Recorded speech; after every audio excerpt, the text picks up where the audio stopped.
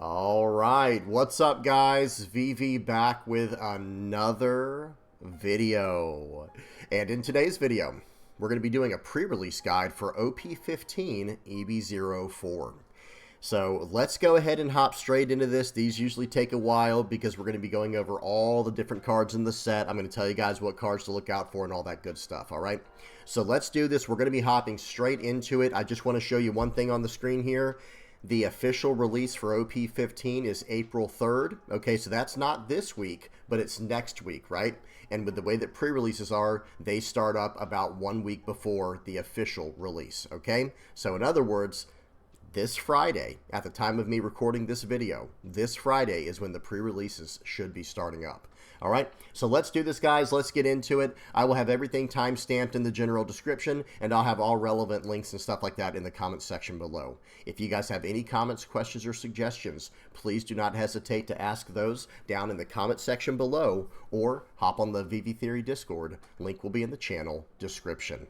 This video is brought to you by Nin Garden. Pre-orders for the Empress playmat and the Golden Memory playmat, available in both Dawn and Moonlight variants, are now live. They also just dropped new crossbody bags. These are lightweight and perfect for everyday carry. You can bundle one with any playmat for $5 off, while still using my code TheVVTheory for an extra 10% off. All right, guys, let's go ahead and hop straight into this. But real quick, before we do, I have to say something to the new players. If you are not a new player, if you're a veteran player, you can go ahead and skip to the next part of the video. I should have everything time-stamped. Now, for the new players out there, first of all, welcome aboard, okay? The number one thing you have to think about when going to a pre-release is having fun. Just go there, have fun, hang out, go with zero expectations, and just see what the One Piece trading card game is all about. That's all you have to do. Nothing else really matters because you're a new player. You need to see if you're going to like this game or if you like the scene or whatever.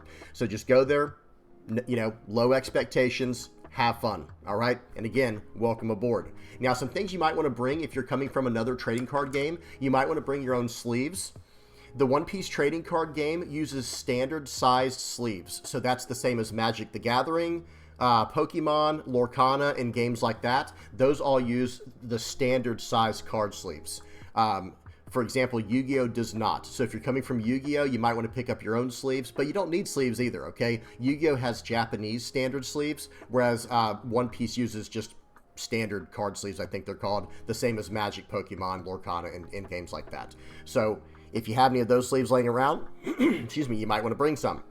A play mat would be good as well. You don't have to have a play mat and you don't have to have the sleeves, but it is nice to bring those, you know, so that way you have your own little enclosed area, your own personal bubble, you know, your own personal space there. It is nice to bring a play mat. Makes you feel nice and welcome, nice and, you know, warm and cozy in your own little spot. Okay, but you don't need those things. 10 Dawn cards. If you ask your local gaming store, they should have Dawn cards laying around. I think the equivalent, like the logistical equivalent of Dawn cards in One Piece is like basic lands in Magic the Gathering. They should just be anywhere and everywhere. You know, I think you can find them just about anywhere, and they shouldn't cost you a thing. I would just ask for them at your local gaming store, and if they don't have them, you can even just use whatever cards you're not using in your 40-card deck. We'll talk about that in a minute.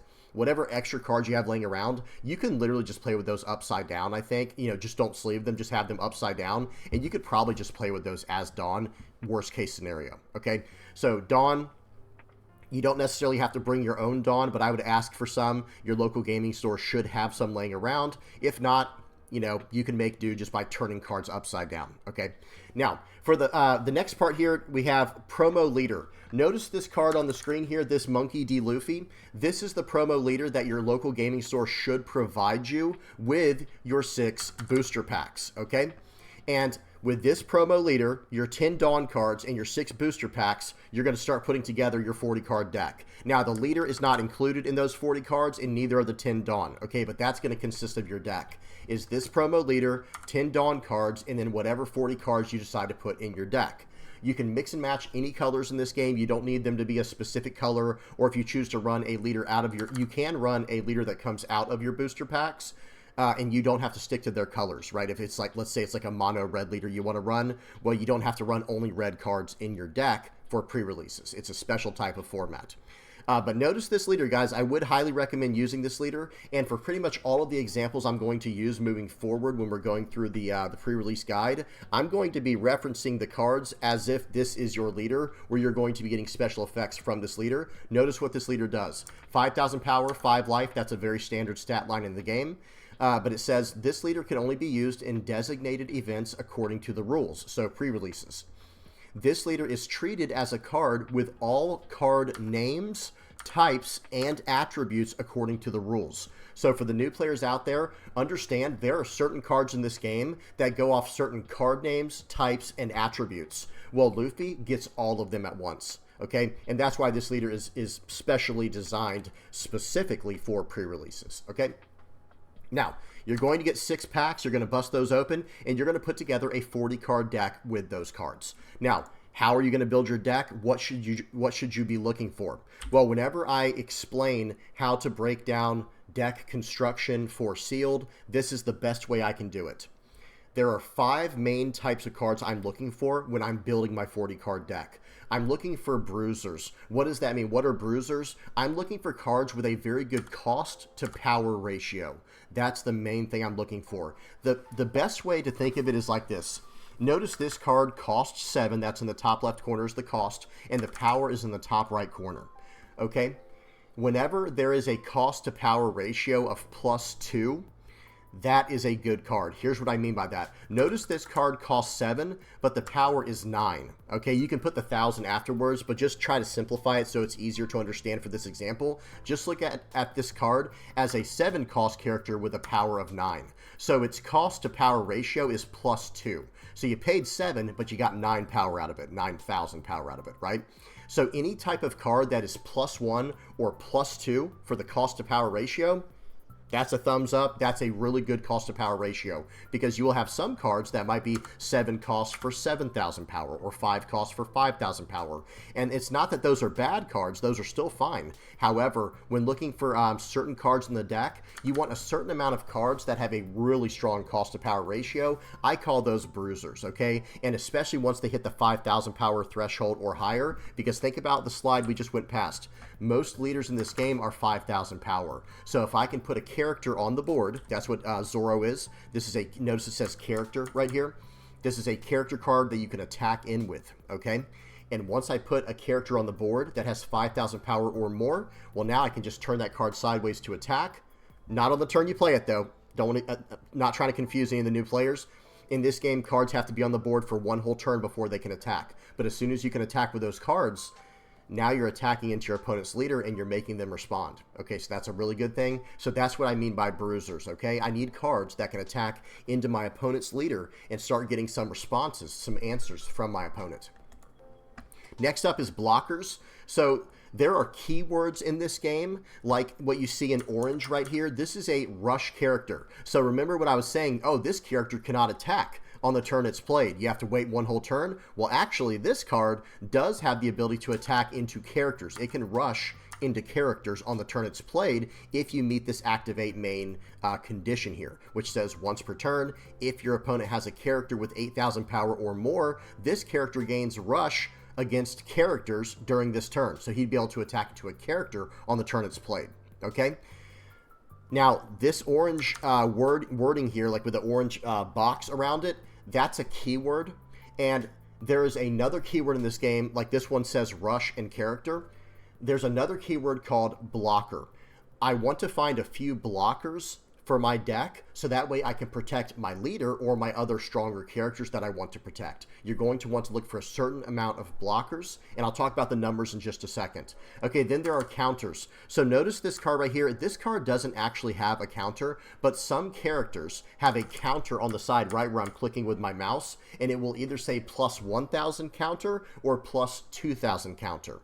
And then there are events that have counters built in as well. You want to build a certain amount of those into your deck for your construction, because those can also work like a blocker in a way where they can protect your characters, and those can be used from your hand. Okay? Very important. Next up is card draw. This one should be obvious, right? We're playing a card game. Anytime I can draw a card, Yep, that's going to be really good because I'm trying to play cards, right? Whenever I play a card from my hand, well, I no longer have that card in my hand. So anytime that I can play a card that draws me a card, I'm not going down in hand size, so that's a good thing. That's really good. We want to keep as many cards in our hand as possible. All right, and then lastly is removal. This one should be pretty self-explanatory. Imagine if my opponent plays out this really big 7-cost, 9,000 power character. Well, if I can remove that card, that would be nice, right? That would be really nice. Okay, now I have one other option down here called Other, because there are more and more effects entering into the game every day. Special mechanical effects that might be, you know, new to a set or whatever. And in this case, Zoro does have an effect that I would classify as Other, something to look out for, which could really add to the value of the card and something you would really want to consider adding into your 40 card deck. This card has an on-play effect. So not only does this card have potential rush against characters if you meet this condition, but this character also has a play that happens, or excuse me, has an effect that happens as soon as you play it out. It says your leader gains plus 2,000 power until the end of your opponent's next end phase. So it will last even into your opponent's turn. So let's say you have Zoro and you're about to play this, or you play this card out and your leader's Monkey D. Luffy. Well, now your leader will be 7,000 power, not just on your turn when you go to attack, but even on your opponent's next turn, it'll be 7,000 power, and it will be easier to defend your leader at that point, right? Really good stuff there. Okay, so there's other effects to look out for as well. Just want to get these terms out of the way, guys, because I will probably be referring to this pretty often as we're going through this pre-release guide. Okay, if you guys have any other questions, please do not forget, or excuse me, please don't hesitate to ask those down in the comment section below. Okay, for the new players out there, do not be afraid to ask questions. You can either ask in the comments section or hop on the VV Theory Discord. The link is in the channel description. There's, you know, a lot of different channels you can ask stuff in. Okay? All right. That's it for this this new player portion. Now we're going to hop over to the pre-release guide. All right, guys, let's do this. Lock in. We got a lot of cards to go through. I'm going to try to move through this as quickly as possible because we just have so many cards to go through. But notice at the top right of the screen, I've got 5 terms up there we need to look out for as we're thinking about how we're going to build our deck. We're looking for bruisers, blockers, counters, card draw, and removal. Okay, those are the 5 terms I'm going to be using pretty frequently in today's video. All right. And what else? Let me get some things out of the way here so we can just blast through these. Number 1, I don't plan on reading every single one of these effects. If you want to hear me read through all of the effects, I have a part 1 and part 2 of OP15 and a part 1 and part 2 of EB04. Okay, so that's all going to be available to you guys. I will have that down in the comments section below for you to check those out if you want to see those, where I run through every single card. However, I am going to be going through each card so you can pause and read them if you don't already know what they do. What else? Leaders, not going to talk a whole lot about leaders. For all of the examples today for the characters, I'm just going to be assuming that you're running the Rainbow Luffy or Promo Luffy as your leader. Okay, so that way we get all the effects that we want from these cards to help improve our deck. But hey, if you want to try these other leaders, if you open them in one of your packs, you can run them if you want to try them. Okay, but we're going to be kind of skipping over the leaders for the most part. Altarts we're going to be skipping over.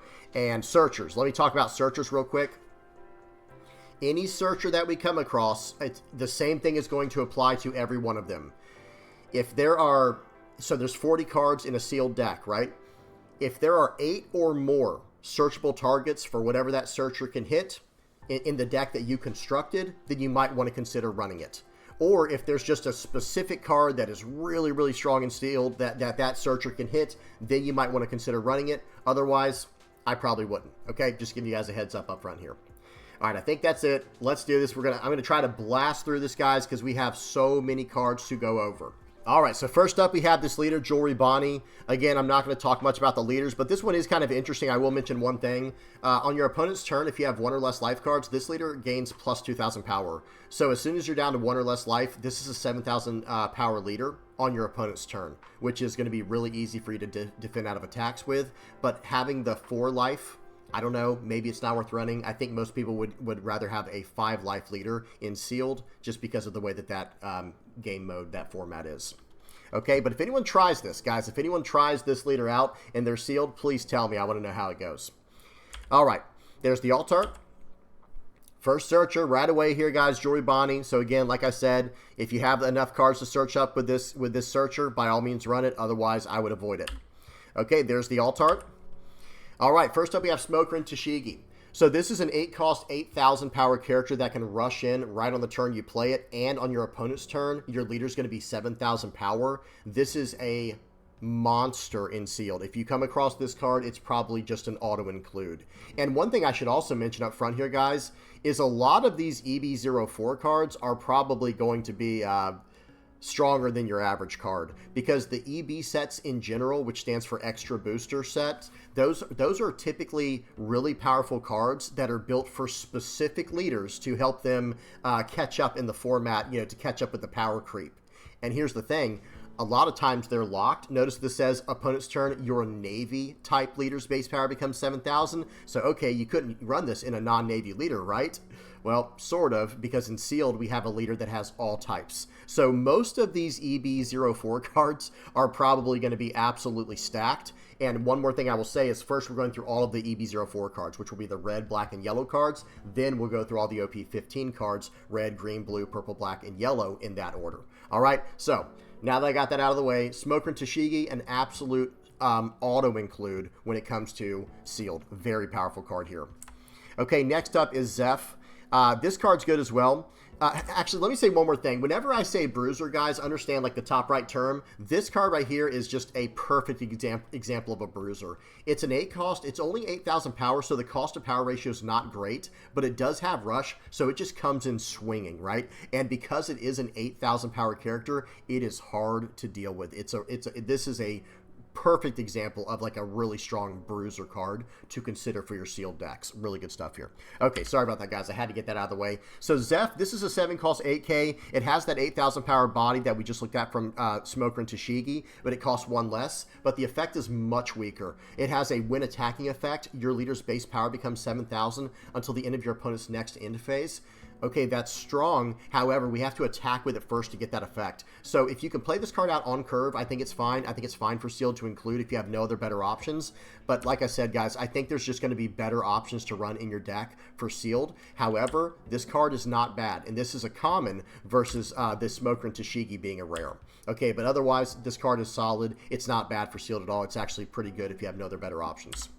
Okay, next up is Trafalgar Law. So here we go. We have a 2K counter card. Definitely be looking out for these 2K counters. You want to add, I would say, I didn't talk about the ratios, but I would say you probably want 8 to 10 2K counters in your sealed deck, or better, like with events. There are some events that are 3Ks or 4Ks or whatever.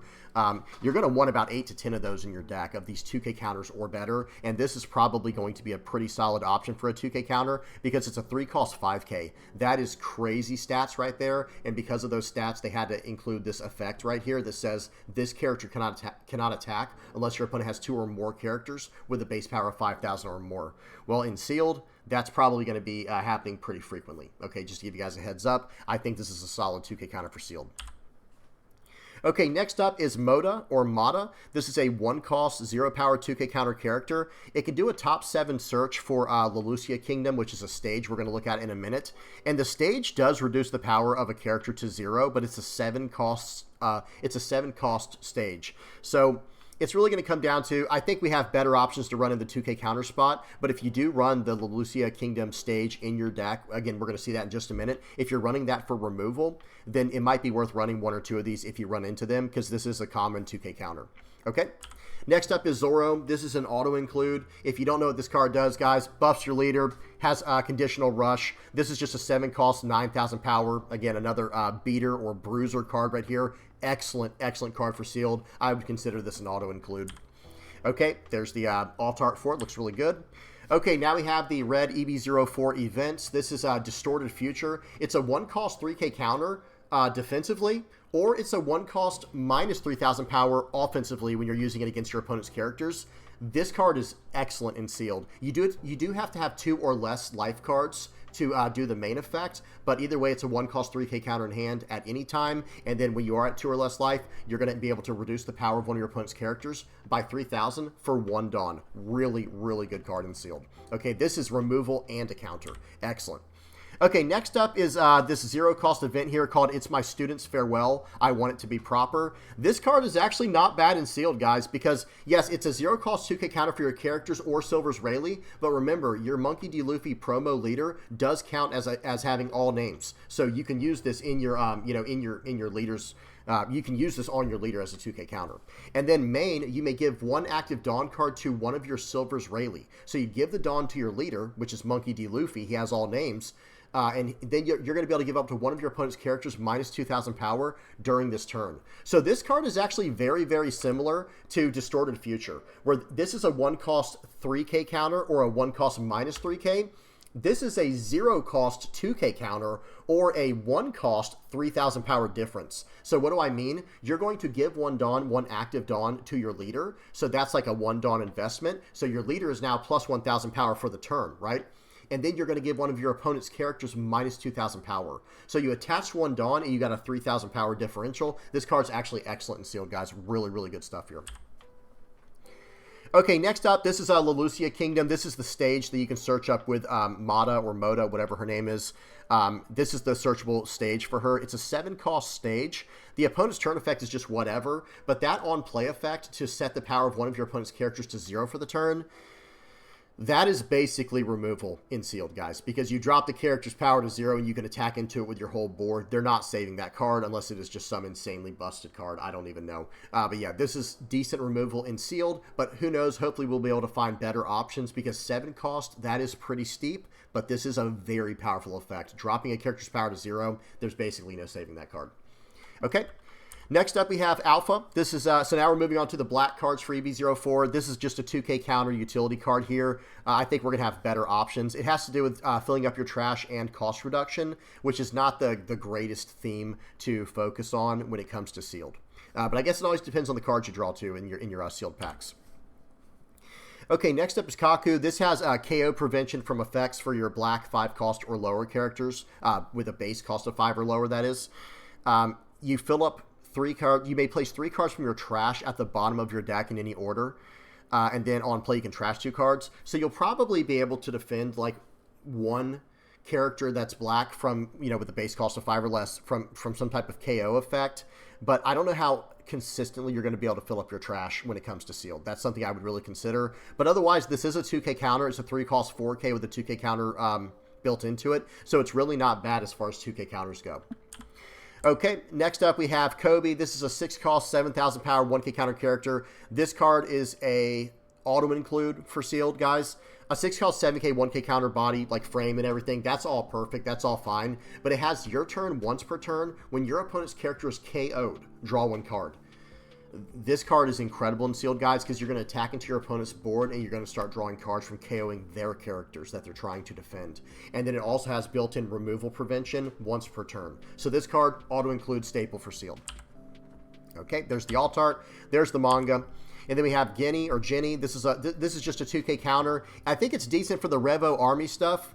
You know, if maybe for like constructed, it could be decent. I'm not even sure. I had questions about this when I was doing the EB04, you know, full review.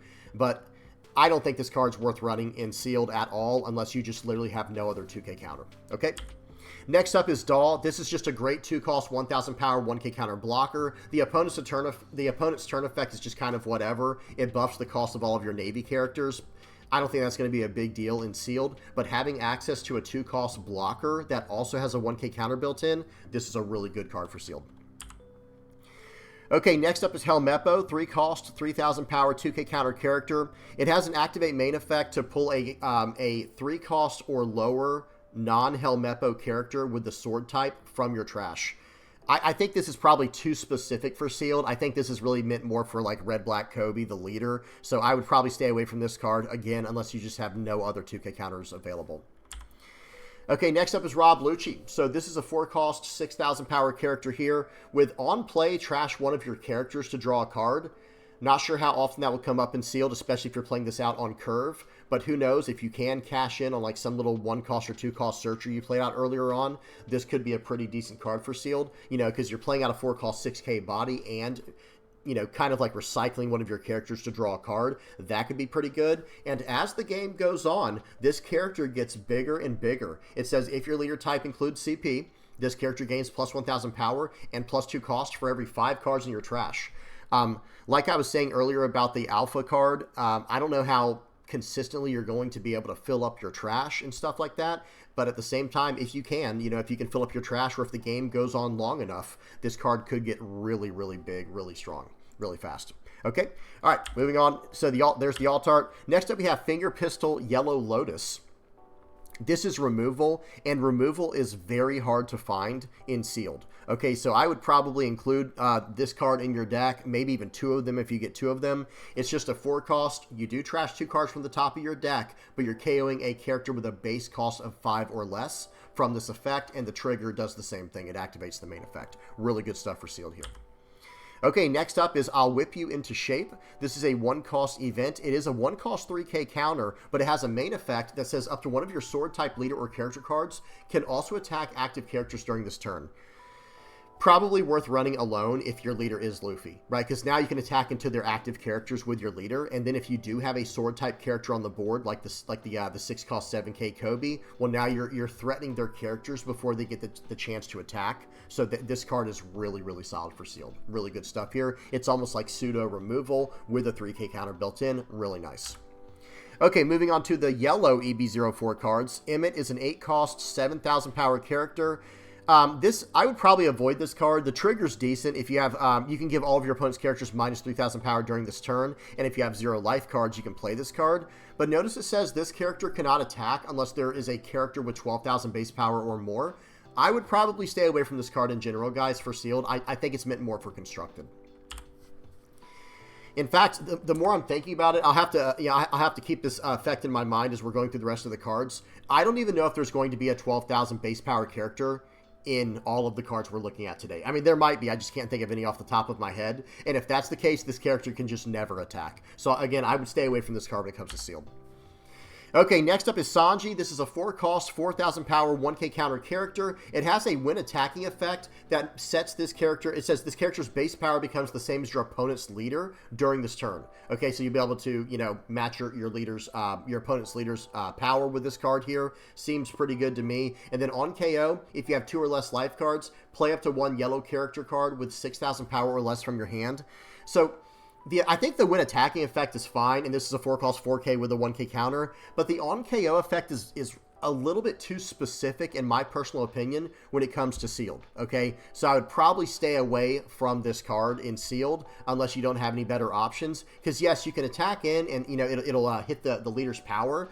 However, the on KO effect, you can't really cash in on it, and I think we're just going to have better options. So kind of a weird card here, but I think it's meant more for standard to get full value from that on KO effect.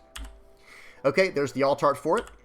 Next up, we have Sentimaru. Now, this is a great card here for sealed, guys. 2 cost, 1,000 power, 1k counter blocker. And the on block is if you have 2 or less life cards, draw 1 card. So remember when we were in the black cards for EB04, we had that doll card. Same exact stat line. 2 cost, 1,000 power, 1k counter blocker. But that card had a opponent's turn effect to buff all of your Navy characters by +2 cost. This effect is just simply better in my opinion. It's more universal. It's more generically good, especially when it comes to, in terms of like sealed. It just says on block. So you're going to block your opponent's attack, and then if you have 2 or less life cards, you're going to draw a card. Okay, so this card, very, very strong once you are down to 2 or less life cards. Really good stuff here. Okay, next up we have Bartholomew Kuma. 7 cost, 7,000 power character with a 1k counter. The on play says if you have 2 or less life cards, add up to 1 card from the top of your deck to the top of your life cards. It's if you have 2 or less life cards, not if you have 2 or more. Please understand that, guys. If you have 2 or less life cards, then you can gain a life. And then on KO, you can add up to 1 card from the top of your opponent's life cards to the owner's hand. That's really strong as well. This is probably a auto-include for the most part when it comes to sealed. It's a 7-cost, 7k body. The cost to power ratio is not insane, but it does come with a 1k counter and the ability to gain life. Guys, the ability to gain life in sealed is extremely powerful, okay? Notice I don't have that up here. Like, I just have bruisers, blockers, counters, card draw, and removal. But increasing the power of your leader or gaining life, those are really, really strong effects to look out for in sealed. Very rare effects that are hard to come by. Okay, next up is Bartholomew Kuma. This is this is another Bartholomew Kuma. It's a 4-cost 5K, has a 1K counter built in. It has a trigger that has if your leader has the Revo army type and you and your opponent have a total of 5 or less life cards, play this card. That's fine if you're playing Luffy because you'll still be able to pull that off because your leader is technically Revo army. And then the on Chaos is play up to 1 Revo army type character card with the cost of 4 or less from your hand. I think this is meant more for constructed. I don't think you're going to get a lot of value from this in sealed. However, if you do have an open spot in the deck for just like a low-cost bruiser, this card might be worth running because it's a 4-cost 5K with a 1K counter. That stat line is completely fine for being 4-cost. That's all completely fine. And then you could potentially have a trigger at some point in the game, and that could help you win the game. If you were 1 attack short and you get this trigger, could be really strong for helping you close out games. Okay, Pacifista, 1 cost, 1,000 power, 2K counter character, and notice it says if you have Jewelry Bonnie and you have 0 life cards, this character gains blocker. Well, remember, with Monkey D. Luffy, the promo Luffy as our leader, it gets counted as having all names. So this card is actually awesome for sealed, guys. It's a 1-cost blocker with a 2K counter. Remember some of the cards we saw earlier? We saw some 2-cost blockers with a 1K counter and blocker, but this is a 1-cost blocker with a 2K counter, okay? So really, really good stuff here.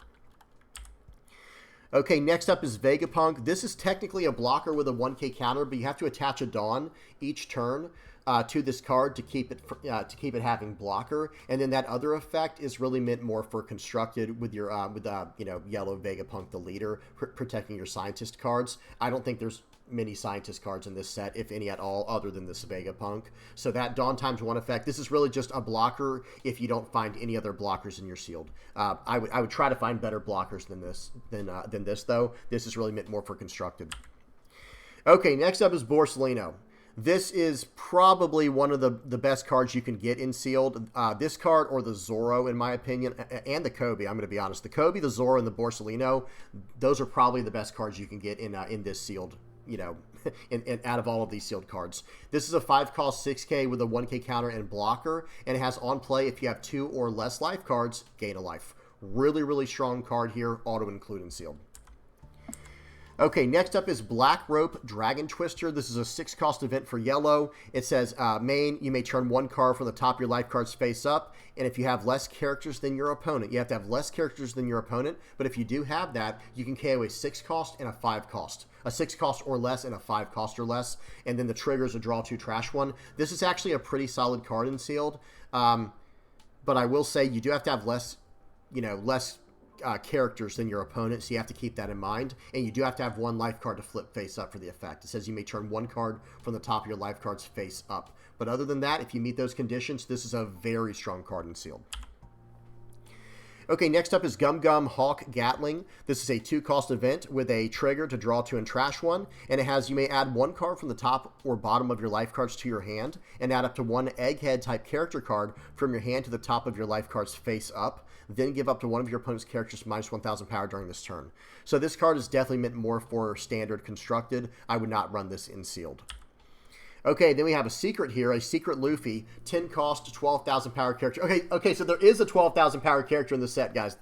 Remember we were talking about with that Emmett card? So there is, in fact, a 12,000 power character, but it is a secret rare Luffy in this case. A 10 cost, 12K, and it has, if you have 1 or less life cards, give this card in your hand minus 1 cost, so it really ends up being a 9-cost 12K, very powerful. And the on play effect says you may trash a card from your hand, and if your leader, then your leader gains plus 2,000 power until the end of your opponent's next end phase, and then this character gains blocker until the end of your opponent's next end phase. This is a really, really strong card, guys. If you do have 1 or less life cards, it's just a 9-cost card that gives you blocker, and it buffs your leader by 2,000 power until the end of your opponent's next end phase. Really, really strong card here. Auto include and sealed. Okay, there's the alt art for it.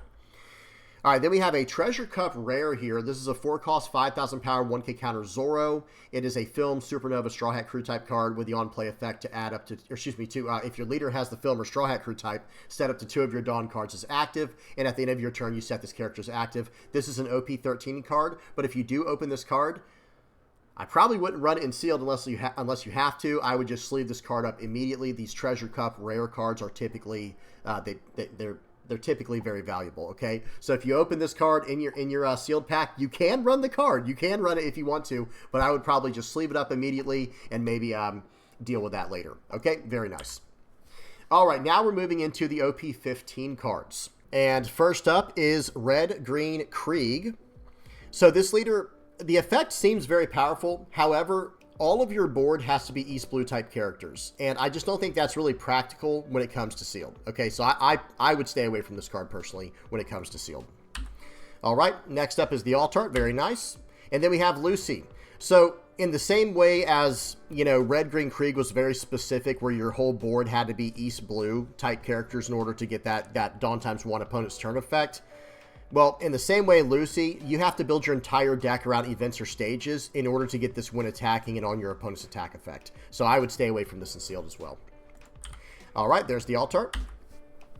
And next up we have Alvida. So this is a 5-cost, 6,000 power character with a 1k counter, and the effect lets you get around KO. So it has KO prevention built in. All you have to do is trash a character card with a power of 6,000 or less from your hand, and that's not even a once per turn effect. So you can save this card from battle or from, you know, any type of KO effect by trashing a character with a power of 6,000 or less from your hand. Very strong and sealed. And then this activate main effect, it's a little bit tricky, but understand how it works, guys. Activate main once per turn. You may give one of your opponent's rested Dawn cards to one of your opponent's characters. That part there is very straightforward, and it's built around the leader's effect. However, when I say leader, by the way, I mean the Red-Green Krieg leader. However, this second part of the effect is very powerful. Look at what it does. Give up to one rested Dawn card to its owner's leader or one of their characters. This is a very weird wording when it comes to the English translation, but understand that the second part of this effect allows you to give up to one rested Dawn card to one of your characters or leaders. So this card right here is actually very, very strong when it comes to sealed. Okay, guys? Be looking out for this card. Okay, there's the Altart for it. And then we have Sea Cat. So this is a 1-cost, 0-power character with a 1k counter. And honestly, guys, this is a card that's meant for like standard constructed, specifically for a leader, Red-Blue Nefeltari Vivi. It says if your leader has 0 power or less, give up to one of your opponent's characters minus 3,000 power during this turn. So this really isn't meant for sealed, guys. It's meant more for standard constructed. Okay, next up is Kabaji. This is a 2-cost, 3,000 power, 1k counter character. And the when attacking effect is if your opponent has any Dawn cards given, this character gains plus 2,000 power during this turn. I think if you see enough, you know, East Blue support in your sealed cards, in your sealed packs, maybe you can make something work with this. Because remember, with a card like this, let's say we're going first and we go turn 1, whatever. Turn 2, play out Kabaji, and then maybe attack for 6,000 with your leader. And then on turn 3, on our 5 Dawn turn, we can actually play out the 5-cost Alvida that we just saw. And we can force our opponent to have attached Dawn cards or given Dawn cards to their characters or whatever. And that can buff this character here. However, that is strong. That's not bad at all. But I don't know if running these really low power cards is the best idea when it comes to sealed. Because what ends up happening is, okay, so you play out this character like we just said, and then on the, you know, on the next turn, if we're on our 5 Dawn turn going first, maybe we play out the Alvida, we attach some Dawn around, we swing for 5,000 with this Kabaji with the win attacking effect, and then 6,000 with our leader. That's all fine, but now, instead of our opponent attacking into our life and us potentially drawing a card, now they have an easy target to attack into on the board, and now we've lost that card, and, you know, they're moving on from there. Let me just say it like this. It's not that this is a bad card, and you might be able to get some value from it, especially if you get the right sealed pull. However, I think we're going to have better options to include in our sealed deck. Okay, that's the best way I can explain it. But this is by no means a bad card, and if you have no other better early drops to include in the deck, then maybe consider running this. Okay, next up is Cavendish. This is a 4-cost, 4,000 power, 2k counter character with the effect if you have 4 or more events in your trash, this character gains plus 2,000 power. I think this card is worth running because it's a 4-cost, 4,000 power, 2k counter. I think for that reason alone, it's worth running. And if you do end up getting 4 or more events in your trash over the course of the game, now it's a 4-cost, 6k with that 2k counter. And worst case scenario, it's still a 4-cost, 4k. You can attach one Dawn and swing into a 5,000 power leader, easily. So this card, really not too bad for sealed. Great 2k counter for sealed. Okay, next up is Gin. This is a 6-cost, 7,000 power character with a 1k counter, and the on-play effect allows you to cheat out a 5-cost or lower character from your hand as long as your leader is East Blue type. So in Sealed, this is actually a very, very strong card if you're running the leader, you know, Luffy, or I guess technically, if you want to take your chances with Red Green Krieg, or if you're running the promo Rainbow Luffy leader, this card is actually really, really strong for Sealed, because you can cheat out any cost 5 or lower character. It doesn't have to be East Blue type, only your leader has to be East Blue. This is a really solid card for Sealed. Really good stuff here. Okay, there's the alt art for it. Looks good. All right, next up we have Krieg. Now, this is an 8-cost, 9,000 power character. On play, give up to 3 of your opponent's rested Dawn cards to one of your opponent's characters. Then this character gains Rush during this turn. So this card is worth running for that effect alone, just being an 8-cost, 9,000 power Rush character. But then we also have this incredible Activate Main that gives the card even more utility, that says activate main once per turn. If this character was played on this turn, give all of your opponent's characters minus 1,000 power during this turn for every Dawn card given to that character. Yeah, so guys, this card here, very, very strong. Just as an 8-cost, 9,000 power character, it's strong, but then it's also going to be giving a character, you know, minus 3,000 power for the turn, and now you can attack into their board or do whatever from there. Really, really strong character here with a lot of utility. Auto-include for Sealed. Okay, there's the alt art for it. Next up, you have Kobe. So this is a so there's a bunch of 2k counters that are just like this card. This is a 1-cost, 2,000 power 2k counter character that has removal prevention built into it. And Bandai, for OP15, they made one of these 1-cost, 2,000 power 2k counter characters for every single color. This is the red version. It says if your character with 7,000 base power or less would be removed from the field by your opponent's effect, you may give your leader minus 2,000 power during this turn instead. So you can get around removal prevention with this card by reducing the power of your leader for the turn. So pretty solid card here. I think this is a great utility 2k counter, especially if you're just trying to make sure you can build up your board into the late game, or if you need to play out a blocker just to survive some big attack coming in next turn, and you want to play around removal in that way. This is a great 2k counter to run for that. Very, very solid utility 2k counter here. Okay, next up is Nezumi. This is a 2-cost, 2,000 power 1k counter character that has activate main once per turn. Give up to 1 rested Dawn card to its owner's leader or one of their characters. Really solid card here. It can give up to 1 rested Dawn card to its owner's leader or character, so you can give it up to your opponent's character or leader if you're trying to do some kind of Red-Green Krieg combo, but otherwise you can give your characters buffs. This is actually a really solid card to play out early on. I try to stay away from really any card that costs 3 or less when it comes to Sealed, unless it's some type of utility blocker or something like that, or in this case, a utility character, because this is going to let me get 1 extra Dawn's worth of value out of every single turn, and I can just slam this down on turn 1 or 2 and be done with it, right? It's just going to sit on the board now, and now I'm getting that 1 extra Dawn every turn. This is actually a really nice 2-cost character here for Sealed.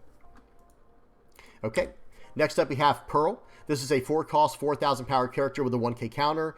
It has opponent's turn. If your leader has the East Blue type, this character gains blocker and plus 2,000 power. So, of course, we'll be able to get that with Rainbow Luffy. And then on KO, if your leader has the East Blue type, KO up to one of your opponent's characters with 6,000 base power or less. Awesome, awesome card for Sealed here, guys. Probably an auto-include for a blocker. If you don't already have enough blockers included in your list, this is like an auto-include for Sealed. Really good card for Sealed, because it's a 4-cost 4K with a 1K counter that acts as a 6,000 power blocker. And then if you do have to block out with this card and you lose the card, it KOs a 6,000 base power or lower character. Really, really good stuff for Sealed. Removal, counter, blocker, everything. Really good stuff here. Okay, next up is Buggy. This is a 3-cost, 4,000 power, 1k counter character with the effect, when attacking, you can give up to 1 rested Dawn card to its owner's leader or one of their characters, and then on KO, draw a card. Awesome card for Sealed here. This is one of the few 3-cost cards I would definitely consider running if you grab one, because you play it out early, going first or second on turn 2, slam it down early, and then you just start attacking with it, and you don't care if it gets KO'd, and it's going to be able to attack for 5,000 by itself because of the when attacking effect. Understand how that works for the new players out there. So you're going to declare your attack, and then you're going to give up to 1 rested Dawn card to its owner's leader or one of their characters. Well, you can give up to 1 rested Dawn card to this character while it's attacking, and that will happen before before, you know, the damage calculations go through. So it will come in as a 5,000 power character in that example. And then on the next turn, if they attack into it, okay, let it go. We'll draw a card from it. Really, really good card here. Very solid. And it has a 1K counter. Yeah, no downside to this card, really, guys, other than it just being an early game card. Okay, next up is Pincers. This is a 4-cost, 2,000 power, 2K counter character with blocker. And it says if your leader has 0 power or less, give this card -2 in hand. That's really meant for Nefeltari Vivi. I still think that this card is worth running in sealed, guys, even though it was meant more for a specific leader. It doesn't matter. This is still just a really, really solid card for sealed because it's a 4-cost blocker with a 2K counter built in. Who cares if it's only 2,000 power? That doesn't really matter. We need it to block, right? So this card, awesome. Auto-include for sealed. Okay, next up is Bartolomeo. This is a 4-cost, 6,000 power character that has, if this character would be KO'd, you may trash 1 event from your hand instead, and then on play, activate up to 1 Dressrosa type event with a base cost of 3 or less from your hand. So this is a very specific type of character and character effect here where, yeah, I think if you have enough events in your deck, maybe you could consider running this. It does have a good stat line of 4 cost, 6,000 power, but it doesn't have a 1K counter. So I don't know if it's worth running this card. Maybe, depending on what you drew from your sealed packs, if you have enough Dressrosa and event support, you know, Dressrosa event support to run with this card, then I would consider running it. Otherwise, I would probably skip out on this card unless you just have no other 4-cost cards to include. All right, next up is Saguma, 1-cost, 1,000 power, 2K counter character. With on play, give up to one of your opponent's rested Dawn cards to one of your opponent's characters. Then give -1,000 power during this turn to up to one of your opponent's characters with a Dawn card given. So this is just meant to be a utility 2K counter. It's really not that bad for sealed, actually, because you can give the character -1,000 power for 1 Dawn. I think that's fine, because if you have a wide board, you might be thinking, like, yeah, but why don't I just attach 1 Dawn to my character and attack to my opponent's character, because that's a 1,000 power difference. Well, imagine if you have a really wide board. Okay, if you have a really wide board and you reduce the power of that character by 1,000, and now you're attacking into it with a bunch of characters. Sorry if you guys hear my stomach growling, guys. I'm getting a little bit hungry. But if you can reduce the power of their character down by 1,000 and attack into it with a bunch of characters, that could be very, very strong. And then you have a 2K counter built into this as well. This is a solid utility 2K counter. All right, so next up we have Full Body. This is a 5-cost, 6,000 power, 2K counter vanilla character. For the new players out there, what does vanilla mean? What do I mean by vanilla? It means a character with no base effect, okay? And these are typically the best statted characters in the game. So in this case, you know, for a vanilla character that costs 5, it would normally be a 7,000 power character with a 1K counter, but then there's also 2K counter variants as well. And in this case, we have a 5-cost, 6,000 power character with a 2K counter. These cards are actually really, really solid for sealed because they work as good characters to play out on curve if you have no better option. And then they also have these really strong counters built in if you need to use them defensively. Really good stuff here. Okay. All right, next up is Morgan. This is a 5-cost, 6,000 power character with a 1K counter and blocker. And then the activate main effect is you may give one of your opponent's rested Dawn cards to one of your opponent's characters, and then give up to 1 rested Dawn card to its owner's leader or one of their characters. This is the exact same effect as Alvida, right? So you do have to give one of your opponent's rested Dawn cards to one of your opponent's characters, but then you can give up to 1 rested Dawn card of your own to one of your characters or your leaders after that. And then you have a blocker built in, 5-cost, 6K, 1K counter blocker. This is actually a really, really good card for sealed, guys. It has a lot of value built into it. Okay. Next up is Moji. So this is a 2-cost, 3,000 power, 1K counter character with a when attacking effect to KO up to one of your opponent's characters with 3,000 power or less with a Dawn card given. So you can combo stuff like, you know, this card with what we just saw from Morgan or Alvida. You can combo those effects with a card like this if you see all of that in your sealed pool. But otherwise, I would stay away from this card. I think it's just kind of whatever. Who knows? If you have no other better 2-cost cards to include in your deck and you don't have any in there, you know, at all, maybe run 1 or 2 cards like this Moji or the Kabachi we saw. But I even like the Nezumi better, where you're just like getting that for sure value every turn, because this effect here is requiring your opponent to have a character with 3,000 power or less, or it's going to require you to somehow drop the power of your opponent's character to 3,000 or less in order to get this removal. But it's still not a bad card. I'll say it like that, guys. It's not like this is a bad card. I would just recommend staying away from stuff like this in sealed unless you have something very particular in mind. I would stick to the cards that are 5,000 power or higher unless they have some extremely strong utility built into them. Okay. All right, next up we have Barrier Bulls. This is a 3-cost event with the effect main, draw 1 card, and your leader gains plus 1,000 power until the end of your opponent's next end phase. And then the trigger is give up to one of your opponent's characters minus 4,000 power during this turn. So this is actually a pretty solid card, I think, early and late in the game. I think in the mid game it's a little bit weak, but in the early game it's good for just cycling through your deck. You're paying 3 and drawing a card. There's not a lot of card draw and sealed. But then even in the late game, that plus 1,000 power buff, that lasts until the end of your opponent's next end phase. So in other words, you're going to be a 6,000 power leader on their turn, right? So that's actually very solid. And then the trigger is just, you know, decent as well. Minus 4,000 power during this turn. If you hit that trigger, that could win you the game.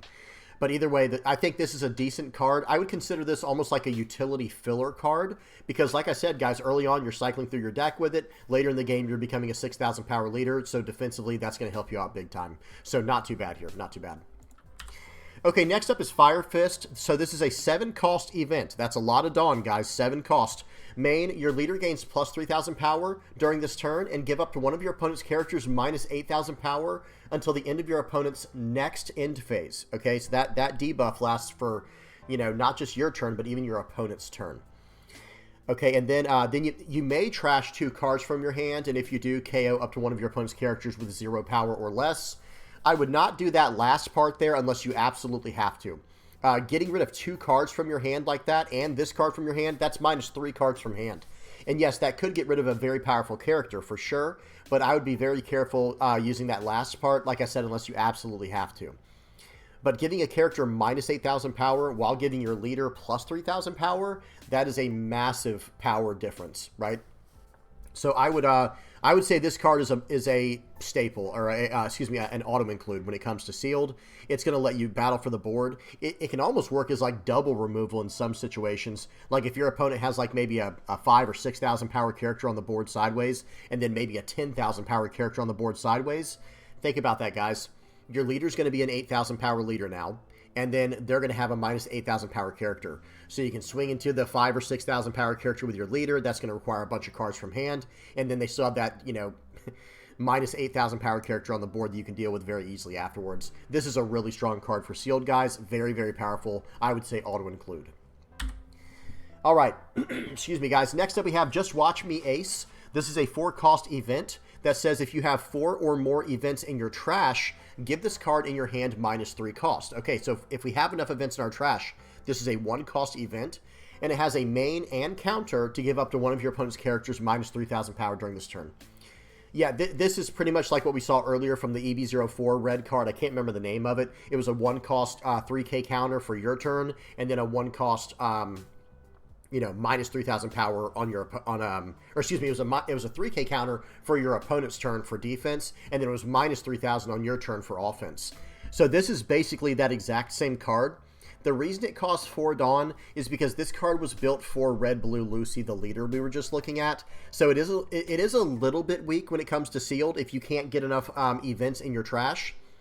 But let me say this right now, guys. This is still very powerful. Paying 4 to give, like, let's just say if you're using it offensively for your main, paying 4 to reduce the power of one of your opponent's characters by 3,000, that can help you win the board. So you're paying 4 for a 3,000 power differential, and who knows, if you have enough events in your trash, this could be a 1-cost 3,000 power differential. Could be very, very strong. All right, moving on to the green cards. First up is the leader Brooke. And this is a very technical and specific leader. I would stay away from this in sealed. Okay, pause and read this leader if you don't already know what it does. Very specific leader. Who knows? Maybe someone can figure something out to make this work in sealed. But yeah, I think it's a bit too technical. Would not recommend using this leader unless you really know what you're doing. Okay. All right, there's the alt art. Then we have Arlong. So this is a 4-cost 5,000 power character with a 1K counter. And the effect is, there's 2 effects here. Both are very powerful. There's an on KO effect that says up to 2 of your opponent's rested cards will not become active in your opponent's next refresh phase. That can hit any kind of card. Dawn, characters, leader, you name it. And then activate main once per turn. You may give one of your opponent's rested Dawn cards to one of your opponent's characters. I believe that effect has actually been errated. Notice down here at the bottom, guys, it says notes, apology for the errata and revision in card text.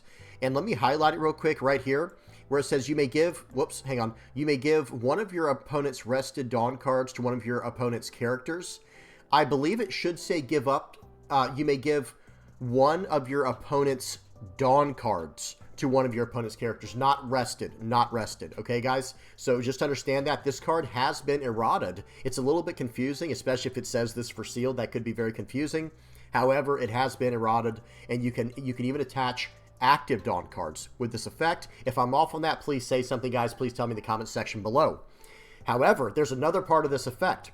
So you may give one of your opponent's Dawn cards to one of your opponent's characters, and then you can give up to one Dawn card from its owner's cost area to its owner's leader or one of their characters. So very, very powerful effect here on Arlong, and probably, honestly, maybe even an auto-include, I would say, because the activate main effect is going to allow you to play around events and stuff like that, and also buff your board if needed as well. You know, so the activate main is just incredible. And if you do have to turn this card sideways, okay, if they KO this character, well, you're going to be able to keep some of their cards locked down and stuff like that. Like, this card has a lot of utility, and it's a 1K counter. Really solid card for sealed, probably an auto-include. All right, next up we have Usopp. So Usopp is a 4-cost, 5,000 power character with a 1K counter. And we have an opponent's turn effect and an on-KO effect here. The opponent's turn effect says this character cannot be rested by your opponent's leader and character effects and gains blocker. Okay, so it gets around the opponent's leader and character effects that could potentially rest it down, and this character has blocker, so it's a 4-cost 5K blocker. And then on KO, you can rest up to one of your opponent's leader or character cards with a cost of 7 or less. So, you know, not bad. I think we're going to have better options, to be honest. It is a decent blocker that can also turn sideways, you know, and start attacking. And then the on KO effect, we can lock stuff down if they do choose to attack into this character if they try to get rid of it. So, honestly, I think this card's really not all that bad, guys. I don't think it's incredible, but a solid inclusion for sure if you don't have any other better options in the 4-cost spot. Okay, next up we have Kuro. This is a 7-cost, 7,000 power character with a 1K counter and blocker. Already worth including, guys. Anytime you can get a blocker that's 6,000 or 7,000 power or higher, where you can basically just ignore a 5,000 power attack from your opponent, you can just block out of it where your leader doesn't have to do anything. You don't have to give them any cards. It's already worth including, okay? But this is a 7-cost, 7,000 power character with blocker and a 1K counter. And then on play, give up to 2 Dawn cards from your opponent's cost area to one of your opponent's characters. Then, at the end of this turn, up to 1 rested character with 3 or more Dawn cards given will not become active in your opponent's next refresh phase. So you're locking down characters with an effect like this. You have the blocker built in, and now you have a 7,000 power attacker when needed. Yeah, this card is really excellent, guys. Again, give up to 2. The effect is a little bit confusing. You're going to give up to 2 Dawn cards from your opponent's cost area to one of your opponent's characters. Then at the end of this turn, up to 1 rested character with 3 or more Dawn cards given will not become active in your opponent's next refresh phase. So if they only have 2 Dawn on them given from this type of effect, you won't be able to lock them down. You'll have to find another way to give Dawn using cards like we saw, like with Alvida. I think Morgan could give rested Dawn cards, and also what we just saw with Arlong. So you'll have to find a way to give the 3rd Dawn to your opponent's character, but after you do that, now they're locked down for the turn. You've got a 7,000 power blocker, and you're, you know, smooth sailing. Really good stuff here. Let's keep going. Okay, there's the Altart. Looks really good. Excuse me, guys. All right, so next up we have Django. This is a 1-cost, 2,000 power searcher for East Blue. It's only a top 3 searcher, but it does have an activate main to trash this character and give up to one of your opponent's rested Dawn cards to one of your opponent's characters. So it does have utility in that way, but again, same idea here as it is with any searcher. If you don't have like 8 or more of searchable cards to hit with Django, or if there's not just one insanely powerful card you're looking for, it's probably not worth running the searchers, but who knows? It all depends on what you see in your sealed cards. Okay, next up is Dracula Mihawk. This is a 4-cost, 5,000 power 2K counter character, already worth including. And then the effect is on play, rest up to one of your opponent's characters with a Dawn card given. The idea is you're supposed to give your opponent's character a Dawn card with your other effects, and then you play out this Dracula Mihawk, and now you can rest that card down and either attack into it or attack past it. This is a really, really solid card here, guys. A great utility 2K counter for sealed.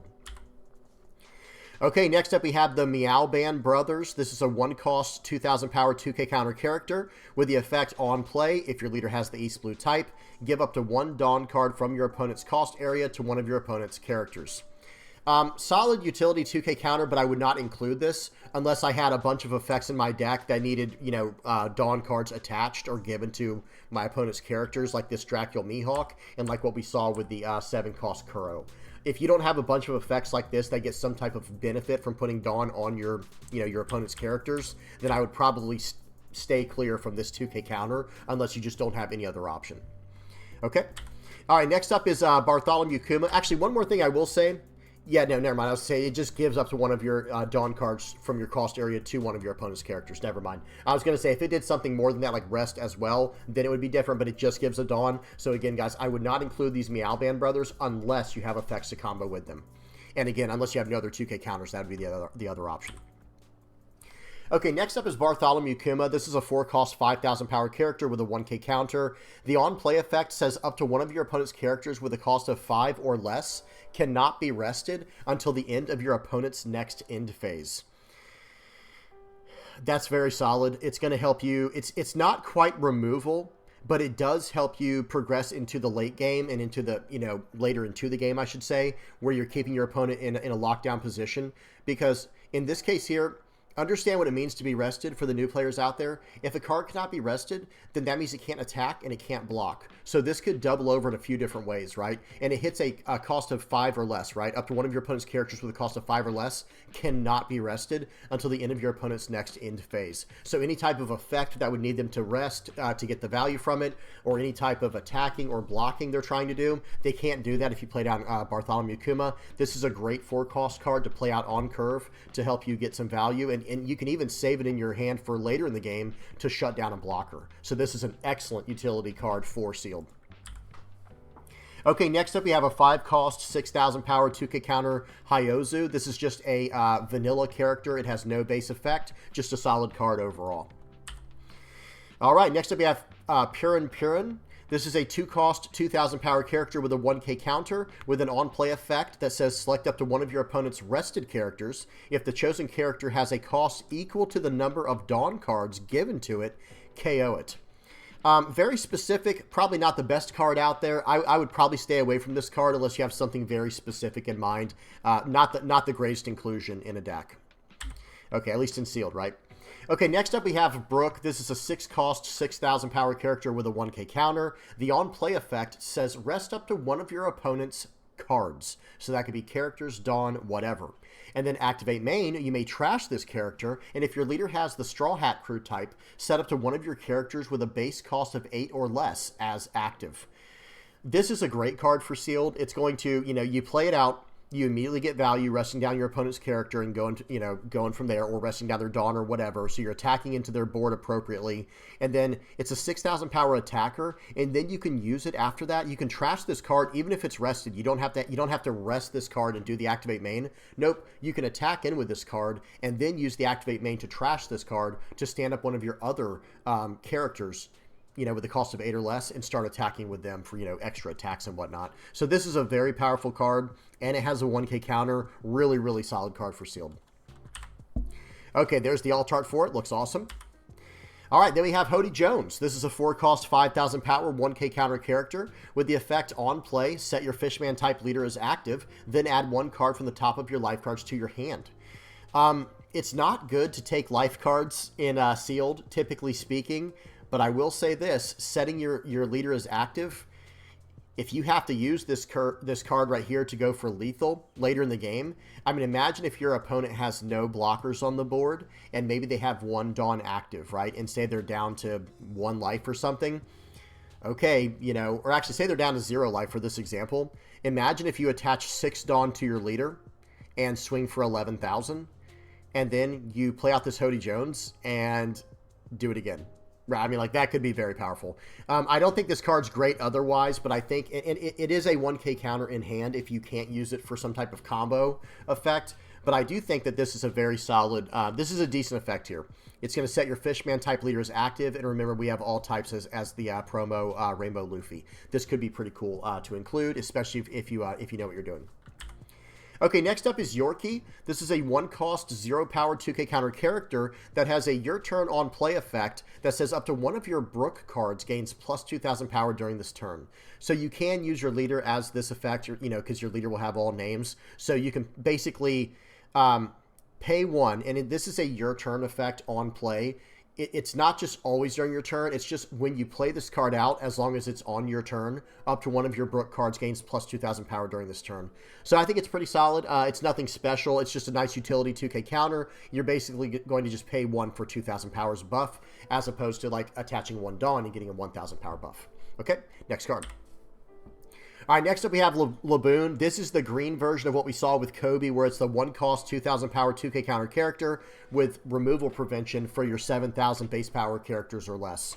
And this card requires you to rest 2 of your cards instead of losing the character. Very nice. All right, next up we have Ryuma. This is a 6-cost, 8,000 power character with the effect on play and when attacking, KO up to one of your opponent's rested characters with a cost of 4 or less. Yeah, in sealed, this is actually quite good, I think, guys, because I think the 4-cost spot usually is pretty filled when it comes to sealed. Like, I think there's usually a lot of players running 4-cost characters. And remember how we saw back in the EB04 cards for black, I think there was a 1-cost card named Alpha. It was a 2K counter utility card that required you to trash 3 cards from the top of your deck, I think, and you could give a character -1 cost for the turn. You could probably, if you're going to run Ryuma, if you get this card and you're going to run it, which I do recommend, a 6-cost, 8,000 power character that has removal built in, yeah, even if it is just hitting a 4 or less, I think the card's worth running. And because even if you're not KOing, right, here's how you have to think about this, guys. Even if I don't have a character to KO of my opponents, I'm still an 8,000 power character. This is a very big character, a very strong character. But I will say, if you are going to run this card, I would consider running cards like the Alpha card we saw earlier that had a little bit of cost reduction built in. It could be decent so you can hit better characters with this, because it's not a base cost of 4. It just says KO up to one of your opponent's rested characters with a cost of 4 or less. Okay, so really good stuff here. Very, very strong card for sealed. Okay, next up we have the outcome will tell us who's strong and who's weak. So we have a 1-cost green event here that says main, look at 5 cards from the top of your deck, reveal up to 1 East Blue type card other than this card. Okay, so this is a 1-cost event searcher for East Blue cards with a trigger to draw a card. This is fine. Again, if you have enough East Blue cards you want to search up with this, then you might want to run it. Otherwise, I would avoid it. Then we have a 1-cost this is an interesting card here, guys. It's a 1-cost event that has a counter that says up to one of your Krieg cards gains plus 4,000 power during this battle. So typically you'll have a 1-cost 3K counter that has a main effect built into it, but because this card specifically says up to one of your Krieg cards gains plus 4,000 power during this battle, this is actually really, really strong because you can use this on your leader Luffy because of him having all names from the effect. Really good 1-cost 4K here. And then the main effect says up to one of your opponent's rested characters with a cost of 8 or less that has 2 or more Dawn cards given will not become active in your opponent's next refresh phase. So if you have enough ways to attach Dawn to your opponent's character, or if they just have Dawn cards already given to the character, you might be able to lock them down with an effect like this. Really, really solid defensive event here for sealed. Okay. All right, moving on to the blue cards. First up, we have Rebecca, the leader. And I would not suggest running this leader in sealed. It cannot attack, and of course, it's supposed to be built around an entire Dressrosa package. Yeah, I would probably try to avoid this leader in sealed. Okay, I would avoid trying to run this leader. All right, and then we have the Altart. Very nice. Okay, now we have Viola. This is a 1-cost, 2,000 power, 2K counter character, and it is a top 3 searcher for Dressrosa. Again, it's just like with any other searcher, but I will say this card also has a 2K counter built into it, so it is a little bit better than your standard searcher, having that 2K counter built into it, but it does also help out even more if you have some stuff you can search up that's Dressrosa type. Okay? Next up, we have Orlumbus. So this is a 3-cost, 4,000 power, 1k counter character with an on-KO effect to draw a card, and then an activate main once per turn effect that says you may place one of your characters at the bottom of the owner's deck, and then this character gains rush during this turn. Okay, wow. So that's actually not bad in Sealed, guys. This is actually a very strong 3-cost character in Sealed, because number one, it's a 1k counter. Okay, so it's not even a brick in your hand, it is a counter. And then if you get it early enough, you can just play this out right away on turn, on your 3-Dawn turn or 4-Dawn turn. And now you have this on the board. And then later in the game, if you're just trying to go for lethal and you need one extra attack, okay, well, you can just play this card out, activate main, place one of your characters at the bottom of the owner's deck, and then this character is going to gain rush during this turn. So paying 3 for a 4K, you just have to attach 1 Dawn to be able to swing for 5, which is like, that's the base power that most leaders have. So I think this is a good card. And then on KO, draw a card. I mean, there's not really like a downside to the card, right? I think this is a great card for Sealed. It's not busted or anything. It's just very good at being a nuisance, right? It's a 1k counter in hand. It's a good early card to play out that can pester your opponent. And then if it gets KO'd, oh well, you draw a card from it. And if you need it in the late game, you can give it rush, pay 3, play this card out, get rid of one of your other characters, attach a Dawn, and you're swinging in, or attach however many Dawn you need to attack in. Solid card for Sealed, guys. Really nice.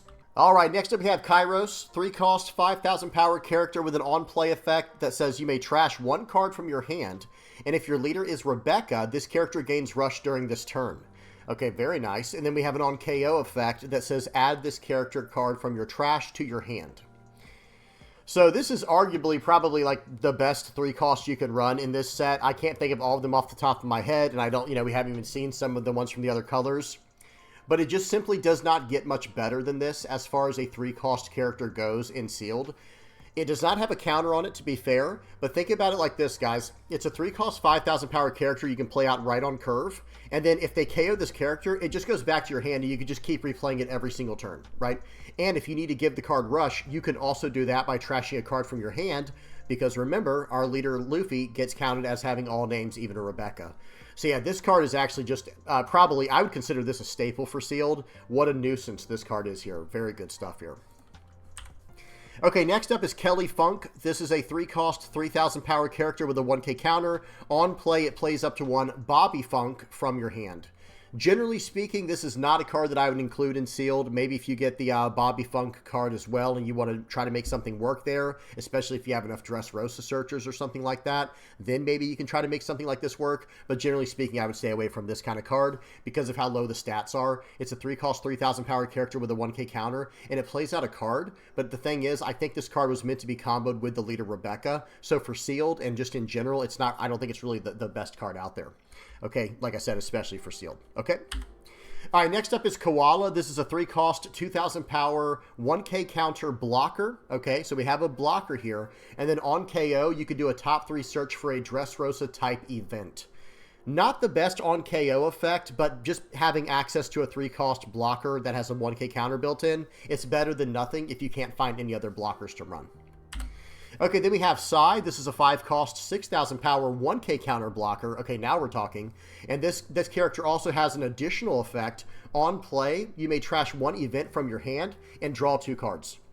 This is awesome. This card has a counter built into it. It's a blocker. It has a bruiser frame, and it has card draw if you can trash an event from your hand with the on-play effect. This is kind of just one of those incredibly versatile and valuable cards for Sealed. Just really, really good card for Sealed. Okay, next up is Sabo. So this is a 7-cost, 9,000 power character with blocker, and on play, you can basically play up to 1 Dressrosa type event from your hand because, of course, your leader is going to be Dressrosa type. I think this card is worth running, period, because it's a 7-cost, 9,000 power blocker. It's just worth running, period, in Sealed because of that stat line alone. Even though it doesn't have a 1k counter, you're basically getting rid of the 1k counter that this card has to give this card blocker, right? And then you also have an on-play effect on top of that, right? Where up to one of your, excuse me, if your leader has the Dressrosa type, you can activate up to one of your Dressrosa type events from your hand. Now, like I said, you might not be able to pull that off in sealed. Your deck might not be constructed, or you might not have even seen the right cards to pull that effect off. It just simply doesn't matter because you're developing such a cost-efficient character. It's worth running this card pretty much no matter what. Very strong card in sealed with a lot of potential upside depending on what you see in your sealed packs. Okay, there's the alt art for it. Very nice. Okay, then we have Sanji. This is a 3-cost, 4,000 power, 1k counter blocker that has an on-play effect to give up to one of your characters unblockable during this turn. Very strong utility card here. It's a 3-cost, 4,000 power blocker with a 1k counter, so attach a Dawn, you can attack in with it later, and then when you play it out, you can give a character unblockable. Great card in general. This is just an excellent, excellent card, period. Okay, there's the alt art for it. All right, then we have Xin Zhao. This is a 4-cost, 5,000 power character with a 1k counter, and it has an on-play effect to trash an event from your hand to draw 2 cards, just like what we saw with, I can't remember the name of the character now, with Sai. Okay, this is the same exact on-play effect to trash an event from your hand to draw 2 cards. And then we have an opponent's turn on KO effect that says your opponent places 1 card from their hand at the bottom of their deck. This is a very solid card. I don't think it's like the best card out there, but if you did get enough events that you're going to run in the main board, then I think this is a really, really solid card for sealed, because if you can make it into a 4-cost 5k with a 1k counter, draw 2, trash 1 type of effect, then it's really, really powerful. And then it also has that on KO effect where if your opponent wants to attack into it, okay, sure, be my guest, but you're going to have to lose a card in the process. So really solid card here for sealed, I think. Okay, next up we have Hajradin. This is a 5-cost, 6,000 power, 2k counter, vanilla character. Very nice. All right, then we have Bobby Funk. So Kelly Funk cheats this card out, right? This is a 3-cost, 3,000 power character with a 1k counter that says if you have Kelly Funk, this character gains plus 3,000 power. So you see the gimmick going on there, guys. I think it's really meant more for Blue Dressrosa Rebecca, where you play out the Kelly Funk, which cheats out the Bobby Funk. And then if you have another Bobby Funk in your hand, you can actually pull back the, I think you can pull back that card, Kelly Funk, to replay it, to play out another Bobby Funk to the board. I'm not sure exactly. I think that's what they were going for. Either way, I think this card's fine, but I would probably stay away from a card like this when it comes to sealed. It requires a bit too much setup. Okay, next up is Monkey D. Luffy. This is a 3-cost, 4,000 power, 2k counter character that says on your opponent's turn, if your leader has the Dressrosa type, this character gains plus 3,000 power. That is really nice, guys. So in other words, think of it like this. First of all, it's a 2k counter, so it's already worth considering. But you play this out on your 3 Dawn turn, and all you have to do each turn is attach 1 Dawn to this card, and you can swing for 5,000 just to start getting cards out of your opponent's hand. And then on your opponent's turn, this is a 7,000 power character. It's going to be very hard for them to deal with it. Okay, so this is just a very, very solid 2k counter for sealed. Okay, next up is Leo. So this is the blue version of what we saw with Kobe and Laboon. It's a 1-cost, 2,000 power, 2k counter character with built-in removal prevention for the 7,000 base power characters or less. And with this card, you have to place one of your characters at the bottom of the owner's deck instead to prevent the removal. Very solid card here. Okay, then we have Rebecca. This is a 1-cost top 3 searcher for Dressrosa, and it has Dawn ×1. This character gains blocker. This card, I guess, it does have added value as a searcher, but in general, probably not the best card to run in sealed unless you just don't have any other better options. Or like I said, if you're trying to do some Dressrosa searching, otherwise I would stay away from a card like this running this in sealed. Okay, there's the alt art. All right, then we have a blue event here, and no one else can have it. It's our memento of him. Okay, so this is a 4-cost event with 2 different effects. Main, if your leader is Lucy, choose 1, draw 2, and trash 1 card from your hand, then play up to 1 Dressrosa type character card with a cost of 4 or less from your hand. And then the second effect here is return up to 1 stage to the owner's hand. You get to choose 1 of those. Remember, our leader will be counted as Lucy, so draw 2, trash 1 is very good by itself, even if it does cost 4 Dawn. But if we can also cheat out a 4-cost or lower Dressrosa type card, I think this is a really, really solid card here for sealed.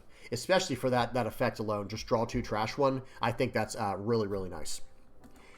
Okay, next up we have go ahead and use them, Mr. Luffy. So 3-cost event here. Here we go again, a 3-cost draw 2. So this one is definitely probably better for what we're trying to do, because this is a draw 2, trash 1 for 4, whereas this is just a pay 3, draw 2. This is just like strictly better for what we're trying to do with sealed. It's not as specific as the other event, but then we have another effect on here that allows you to make one of your Dressrosa type characters blocker until the end of your opponent's next end phase.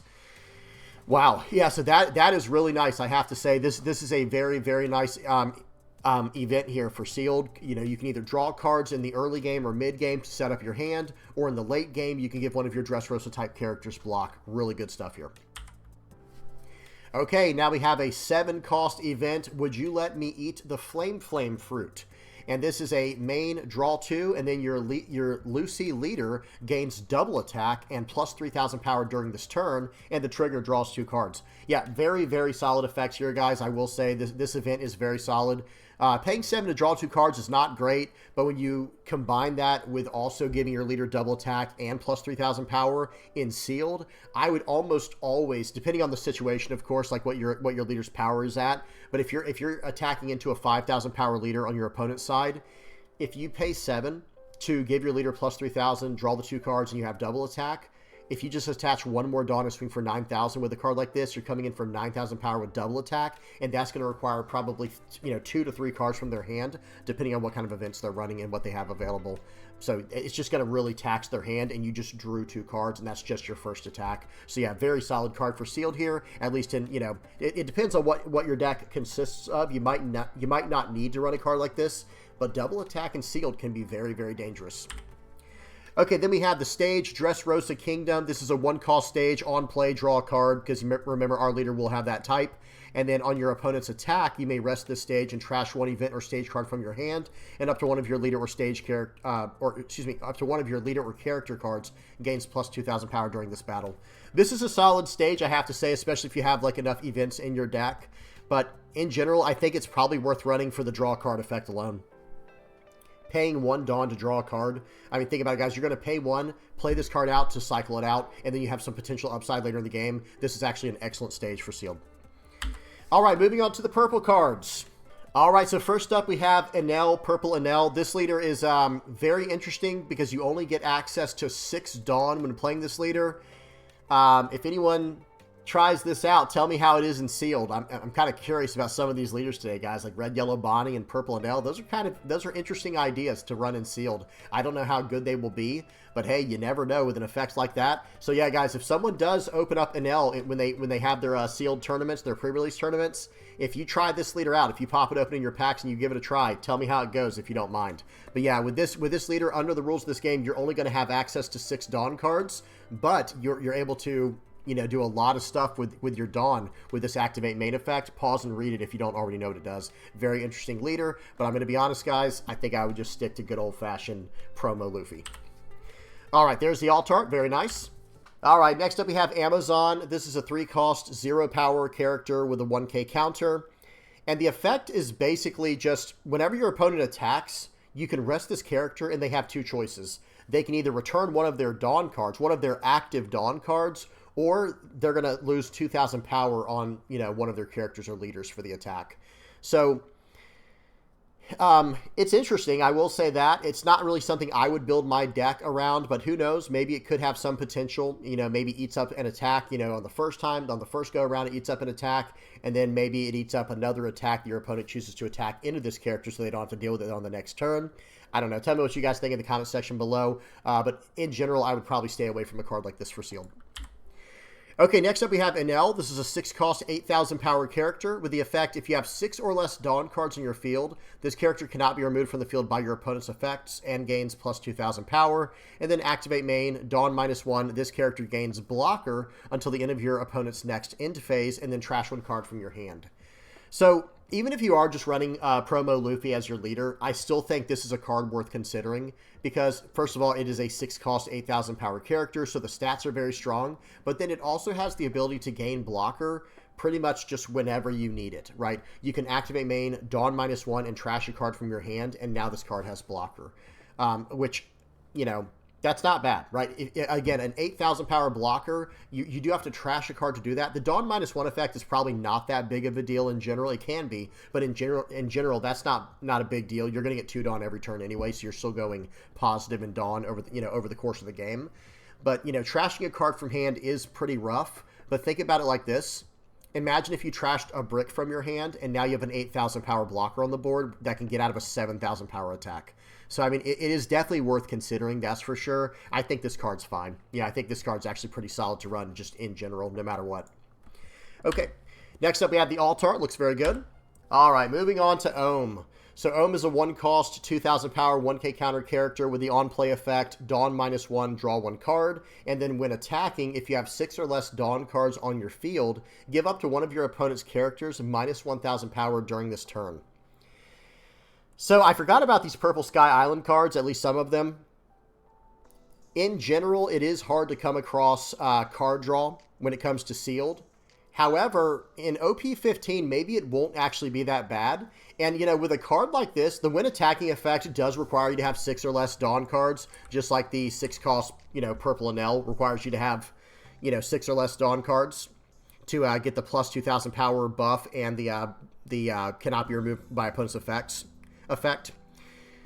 And, you know, if you do get this blocker here, which can let you do Dawn -1 every single turn, and then you have this character here, Ohm, and other characters like it that have on-play Dawn -1, maybe you can consistently get, you know, somewhere around like 6 Dawn. Because let me say this, if you can stay at 6 Dawn or less while running Rainbow Promo Luffy, it might be pretty interesting if you get a decent enough Sky Island pool. I will say this, it's going to be some pretty technical, advanced drafting, advanced sealed draft play.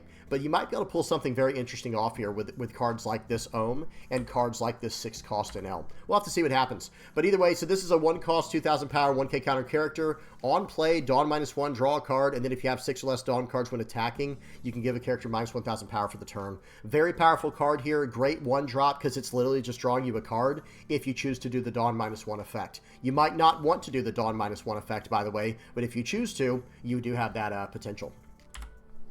Okay, there's the Altart there. All right, then we have Captain Seamars. This is a 5-cost, 6,000 power, 2k counter vanilla character. Very nice. All right, then we have Gadatsu, 1-cost, 2,000 power, 1k counter character with an on-play Dawn -1, draw a card. Get very used to that effect there, guys. A lot of these Sky Island cards have that on-play Dawn -1, draw a card effect. And then this character also has on KO, if you have 6 or less Dawn cards on your field, KO up to one of your opponent's characters with 2,000 power or less. So in general, for sealed, this is not a great card unless you're just trying to use it for the on-play Dawn -1, draw 1 card effect.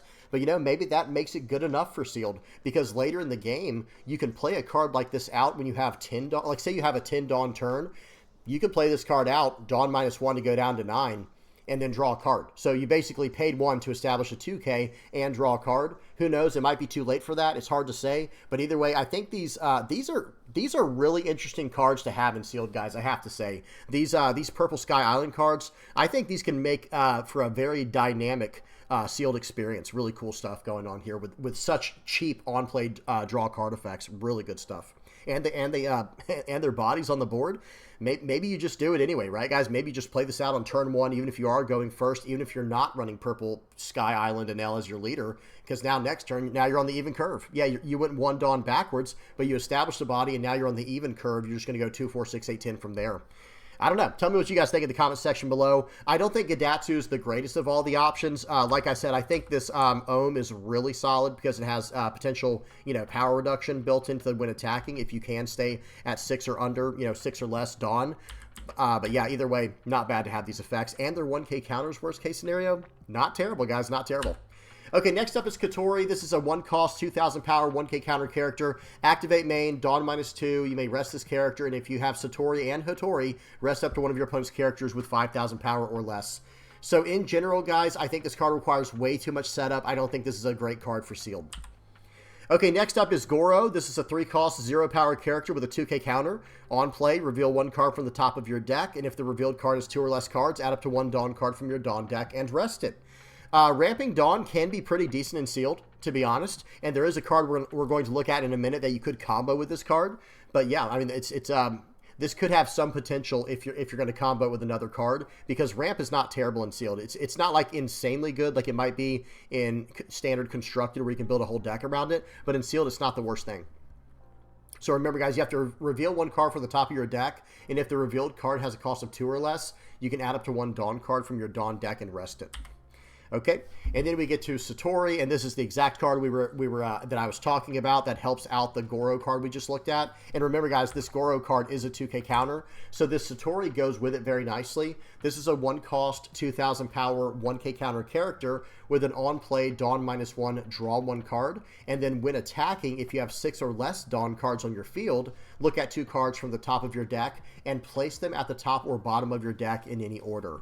So in other words, if you can attack in with this card while you have 6 or less Dawn cards, you can look at the top 2 cards of your deck and arrange them, on the top or put them down to the bottom. And if you find a 2-cost or lower character in there, well, no problem. Now you can play out this Goro afterwards and ramp a Dawn, right? You can place it where you need it, where that way you can reveal the top card and ramp the Dawn from the effect here.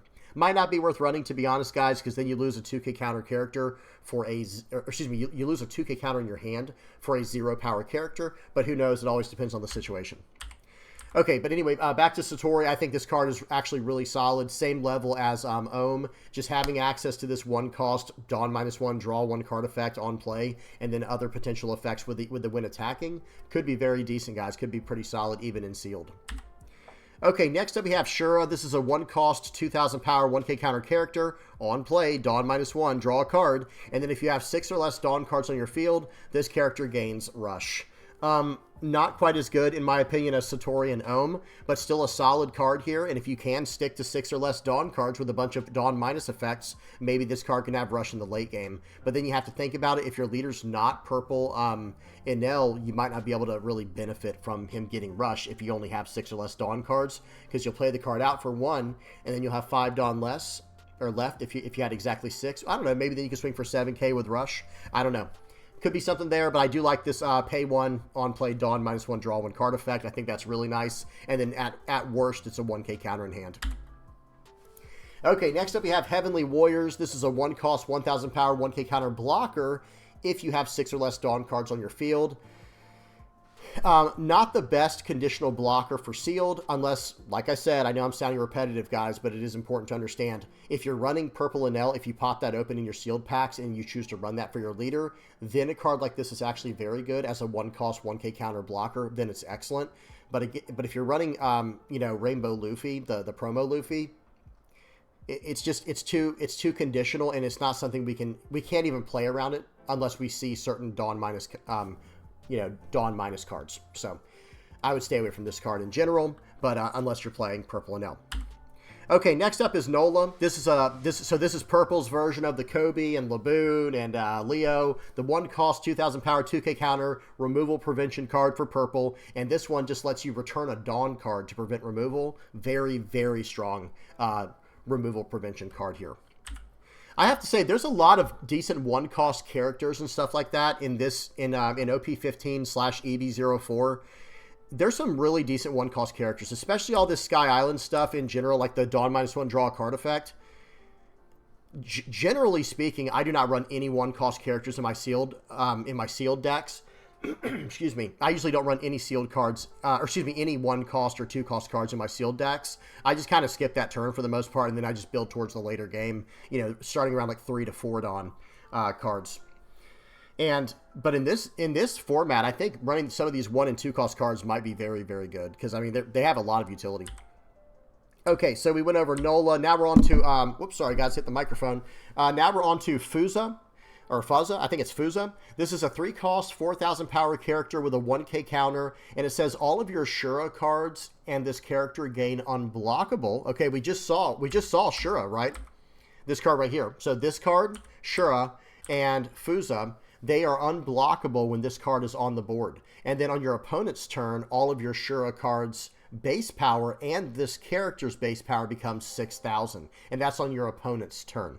So not too bad. I do think a card like this, Fuza here, and most of these Sky Island cards, I think in general they're meant for Purple Enel, like to be played in Standard Constructed, but it might not be the worst card in Sealed. It is at least a 3-cost 4k with a 1k counter, and it is an unblockable character. So I think even if you don't want to run the Shura as just being a 1-cost 2,000 power character, you can still run this Fuza here, and it's a 6,000 power character on your opponent's turn, but then on your turn, this card is unblockable. Like, you could just sit this on the board and, you know, choose to attack whenever you want to, and it's unblockable. And then on your opponent's turn, it's a 6,000 base power character. So this could be a decent card in sealed, actually. Okay, next up is Holly. This is a 3-cost, 4,000 power, 1k counter character, and this is the same type of effect as what we just saw with Fuza, but this card is linked to Ohm. And it says all of your Ohm cards and this character gain double attack, and then on your opponent's turn, all of your Ohm cards base power and this character's base power becomes 6,000. Hang on, that's interesting. It says on your opponent's turn, all of your Shura cards base power and this character's base power becomes 6,000. And this one says all of your Ohm cards, and it has the brackets there. So if your leader is Rainbow Luffy, does that make your leader's base power 6,000? Can someone confirm that in the comment section below if you know? But if that's the case, hang on a second. It says all of your Ohm cards gain double attack and all of your Shura cards gain unblockable. I'm just saying, guys, I think it does work like that because your leader, Luffy, it acts as all names. And if that's the case, I take it back. Holly and Fuza are actually insane if they also apply to your leader, because making your leader unblockable or have double attack, that seems like it's going to be pretty strong for sealed, guys, if it does in fact work that way. Really cool stuff here. Okay, let's keep going. Next up is Hattori. This is a 1-cost, 2,000 power, 1k counter character with an activate main, Dawn -2. You may rest this character, and if you have Kotori and Satori, give up to one of your opponent's characters minus 3,000 power during this turn. I would recommend against running a card like this, guys. I think it just requires way too much setup. But who knows, if you see enough of the pieces, if they're all like commons where you can see enough of them, maybe give it a try. But at the end of the day, even if you are getting all of these characters on the board, I think they're all 1-cost, 2,000 power characters. So it's not exactly attractive in that way. You know, it's like, okay, I have a bunch of 2,000 power characters on the board. Oh, okay, that's cool. You know, what is it going to do? And look at this, guys. Activate main, Dawn -2, and then rest this character. So now your opponent just gets to attack right into it, and now this card's gone, and you're looking for that piece again. I just don't think it's really the greatest look for a sealed deck. Okay, next up we have Yama. This is a 3-cost, 4,000 power, 1k counter blocker with the effect on play up to 1 Heavenly Warriors with a cost of 1, or up to 1 Vassals type character card with a cost of 1 from your hand. So remember, guys, the Vassals cards, let me go back to them real quick. There were some that we saw. So like Shura, Satori, and I think Ohm. Yeah, and Gadatsu. And I believe Ohm, those are Vassal cards. And then the other card that it could cheat out was Heavenly Warriors, a card like this, okay? So Yama can cheat those cards out. It says, and it's a 3-cost, 4,000 power, 1k counter blocker that can cheat those type of cards out. That's really not that bad. But again, you have to remember, you're cheating out 1-cost characters that are 1,000 or 2,000 powers. You know, all they have is 1,000 or 2,000 power. Like this Heavenly Warriors card has 1,000 power, and then all the Vassal cards have 2,000, I believe. Kind of like this card, even though this is not a Vassal card. So yeah, not terrible, but also kind of, you know, kind of niche maybe. I'm not really sure what's going on there, but at the bare minimum, this is a 3-cost 4k blocker, which is not bad at all. Okay, now we have some events here for purple. So first up is Vari. This is a 0-cost main effect here that has Dawn -1. So it costs 0, but you have to return 1 Dawn back to your Dawn deck. And it says if your leader is an L, which ours technically is for now, we can draw a card, and then up to one of our characters gains +2 cost until the end of our opponent's next end phase, and then counter up to one of your Enel cards gains +2,000 power during this battle.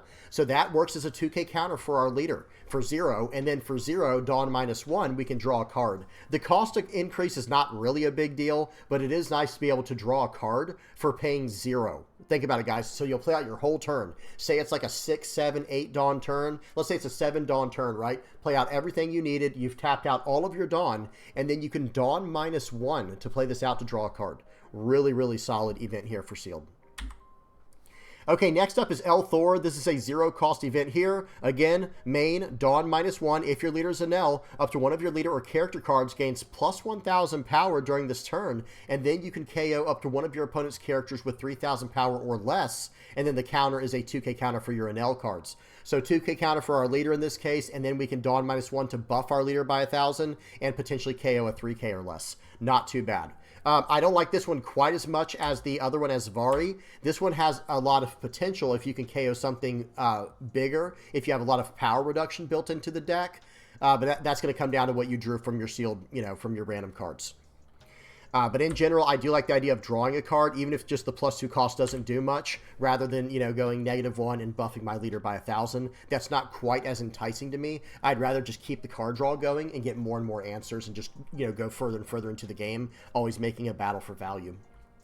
Okay, next up we have Lightning Beast Chitin. This is a 0-cost event. It's another 0-cost 2k counter for Enel, and it is a main Dawn -1. If your leader's Enel, draw a card. Okay, I really like that. And then give up to one of your opponent's characters -1,000 power during this turn. So now this here is excellent. I have to say, I really like this card Vari just as a utility card, but if I'm running out of space in the deck to include everything I want, and there's an option between a card like Vari and Lightning Beast Chitin, I'm going to choose this Lightning Beast Chitin card because it is a Dawn -1. They're both Dawn -1 to draw a card, and they're both 0-cost 2k counters for my leader. But it's Dawn -1 to draw a card and drop my opponent's character by 1,000 power. This is really nice. It's going to help me battle for the board and also get as much value as I can out of every turn while cycling through my deck. Really, really good card here. Okay, then we have Lightning Dragon. This is a 0-cost event. Main, Dawn -1, draw a card. Here we go again. Then up to one of your opponent's rested characters with 6,000 power or less will not become active in your opponent's next refresh phase. This is probably, one of those auto-includes when it comes to sealed, guys. I would say the same thing for Lightning Beast Chitin. I think Lightning Beast Chitin and Lightning Dragon, these are practically auto-includes. Lightning Beast Chitin for the utility, it's a 0-cost 2k counter for your leader, and it helps you get the board while cycling a card while being 0 cost. It's Dawn -1. And then Lightning Dragon, it doesn't have the defensive capabilities, but it does in a different way because it's a 0-cost Dawn -1 draw a card effect. So you're cycling through, and then you're locking down your opponent's character until the character will not become active in your opponent's next refresh phase. So that's going to help you battle for the board and not have to worry about as much and maybe take on a more aggressive stance. And think about it, it's a 0-cost card, guys. So you're going to be able to attack with your whole turn, fully tap out. Your opponent thinks, okay, nice, I'm going to do this, I'm going to block, I'm going to save that card, let that card go and do this. So now next turn I can go in and they're all tapped out. Perfect. And then you're like, oh yeah, by the way, at the end of my turn, I'm going to Dawn -1. I'm not even going to pay a cost. I'm going to return a Dawn card, draw a card, and then lock down your guy that you thought you were going to have next turn. And maybe it was a blocker, and now they're in deep, deep trouble. This card, big thumbs up. This card is really strong. Okay, next up we have the manga for it, or whatever it's called, like the alt art for this Lightning Dragon card looks incredible. Okay, then we have Mamaragan, or yeah, I think that's how you say it, Mamaragan. This is a 0-cost event, and it has 2 effects here. So it has a main, Dawn -2. That's Dawn -2, guys. Most of these have been Dawn -1, right? Draw a card, then rest up to one of your opponent's characters with 5,000 power or less. Oh boy, that is strong, guys. Resting down a character with 5,000 power or less, that's a big deal, and that is not base cost. So understand if you combo that with Lightning Beast Kitten, or Lightning Beast Chitin, whatever it is here, you're going to be able to hit a 6,000 power if you combo it with that card, and now you're getting around a lot of blockers in the game. And then there's a counter effect here that says up to one of your leader or character cards gains plus 1,000 power during this battle. Then if you have 6 or less Dawn cards in your field, draw 1 card. So guys, you heard that right. This is a 0-cost counter that's just a 1k counter, and it says if you have 6 or less Dawn cards in your field, draw 1 card. So this is a great card to have. It has so much utility in the deck. At worst, it's a 1k counter in your hand, at worst. And then at best, it's a 1k counter that also draws you a card if you had 6 or less cards in your 6 or less Dawn cards on your field. And then the main effect is just very, very powerful. A lot of potential there, getting around all these 5,000 or lower characters, just tapping them down, battling for the board, and drawing a card. It is pretty steep of a cost. Dawn -2 is rough, but still, guys, I think it'll probably be worth it depending on the situation. Okay, then we have an alt art for this event as well. Okay, very nice. Very cool looking. All right, now we're moving on to the black cards. First up is Absalom. This is a 4-cost, 5,000 power character with a 1k counter with an on KO and a trigger. The trigger activates this on KO effect, and the effect is add up to 1 Thriller Bark Pirates type card from your trash to your hand. Okay, so just a nice little utility type of, character here for Thriller Bark Pirates. They do a lot of stuff from their trash.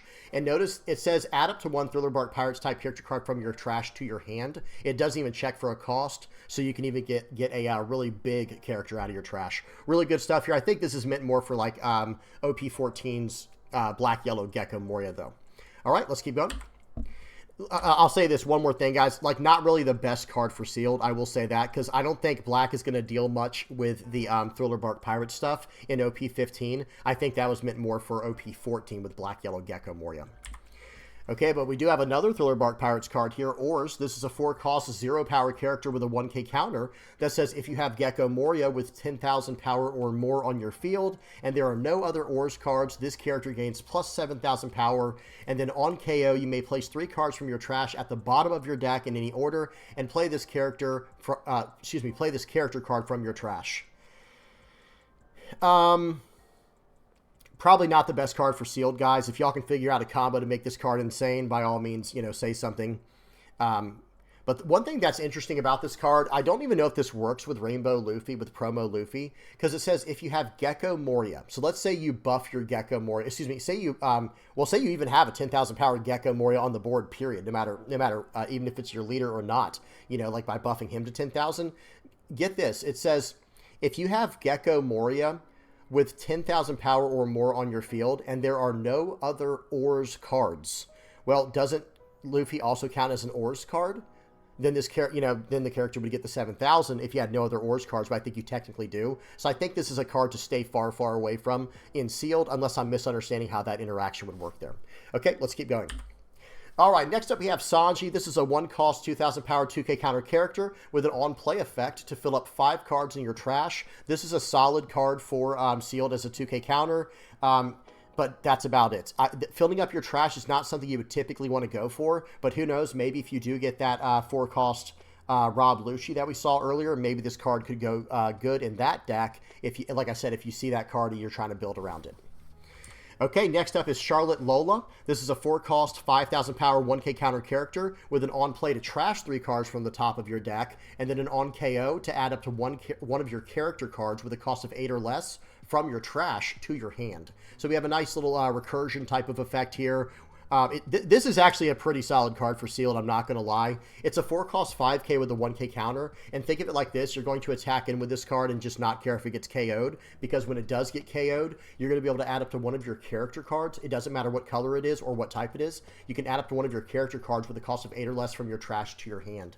So you got to think of it like this, guys. You're filling up your trash, and of course you can counter out with cards as well, in future turns or whatever, and fill up your trash with the exact cards that you want to get back from your trash with an effect like this. So this is actually a pretty solid card for sealed, guys. Just a nice 4-cost, 5,000 power, 1k counter beater that on play fills up your trash a little bit if you need any interactions there, and then you have this really nice on KO effect to get cards back. So it kind of draws a card when it gets KO'd. Really nice. Okay, next up is Spoil. This is a 1-cost, 0-power, 2k counter character with an on-play to fill up your trash 3 cards from the top of your deck, and then activate main. You may trash this character. If you have 15 or more cards in your trash, give up to 1 Rested Dawn card to one of your leader or character cards. Again, there's a lot of filling up the trash. That's a very common theme for Green-Black Brook, and a lot of the black cards from this set are built around that leader, so get used to seeing these cards that fill up your trash. That's what's going on here. This is a decent utility 2k counter. It does help you fill up your trash, but other than that, you can cash in on it later in the game to, trash this character to get arrested on one of your characters or leaders. Not too bad. But you do have to have 15 or more cards in your trash, which is kind of hard to pull off in sealed. Okay, next up is Dr. Hogback, 1-cost, 2,000 power, 1k counter character with an on-play effect that says if your leader has the Thriller Bark Pirates type, trash 5 cards from the top of your deck. Here we go again. And then on KO, if you have 6 or less cards in your hand, draw a card. I think this is really meant for Black Yellow Gecko Moria from OP14, but other than that, it still is a fine card for a 1-cost if you are trying to fill up your trash, if you do get a 4-cost Lucci in your sealed pool. Okay, next up is Tony Chopper, 2-cost, 2,000 power character with a 1k counter. On play, trash 3 cards from the top of your deck. Like I said, guys, get very used to that theme here. And then activate main, you may trash this character, and if your leader has the Straw Hat Crew type, add up to 1 Straw Hat Crew type character card other than Tony Chopper from your trash to your hand. So the activate main is actually not great. I don't think this card's all that great for sealed unless you just have a lot of Straw Hat Crew cards you're trying to get from your trash that are not named Tony Chopper. But other than that, it's really not all that great. It's definitely meant specifically more for a Green-Black Brook build. All right, next up we have Nami. So this is an 8-cost, 6,000 power character with an on-play effect that says if your leader has the Straw Hat Crew type, play up to one Straw Hat Crew type character with a cost of 7 or less from your trash, and the character played with this effect gains Rush during this turn. So I have to say, like, this card in Standard Constructed is outrageously strong, like very, very strong. But in Sealed, it's only going to be as strong as whatever Straw Hat Crew type character card you can pull from your trash. So if you don't see enough, sorry guys, I hit my microphone there. If you guys don't see enough 7 cost or lower Straw Hat Crew type character cards to pull out with this effect from your trash, and not just that, and effects that fill up your trash enough, like what we saw with Tony Chopper, then this card might unfortunately not even be worth running. Just make sure if you get this card, make sure you have enough targets to hit with the effect and enough ways to fill up your trash, or it's going to feel very awkward when you have an 8 cost 6,000 power character in your hand that's not very strong, right? It's going to feel very awkward if you have this card in your hand and just nothing good to pull out of your trash. So that's just something to take into consideration. Okay, there's the alt art. Looks awesome. Okay, then we have Robin. So this is a 5 cost, 7,000 power character with the effect, if you have 10 or more cards in your trash, this character gains blocker, but no matter what, you have an on-play, draw 2, and trash 2 from your hand. So the on-play effect is just good. This is just a good on-play effect, and you're playing out a 5 cost, 7,000 power body. Really, really powerful character to just slam down and fix your hand a little bit while filling up your trash. But I will say the card doesn't quite seem as good without the blocker effect. But still a very powerful effect, you know, having a blocker, having the potential to get blocker.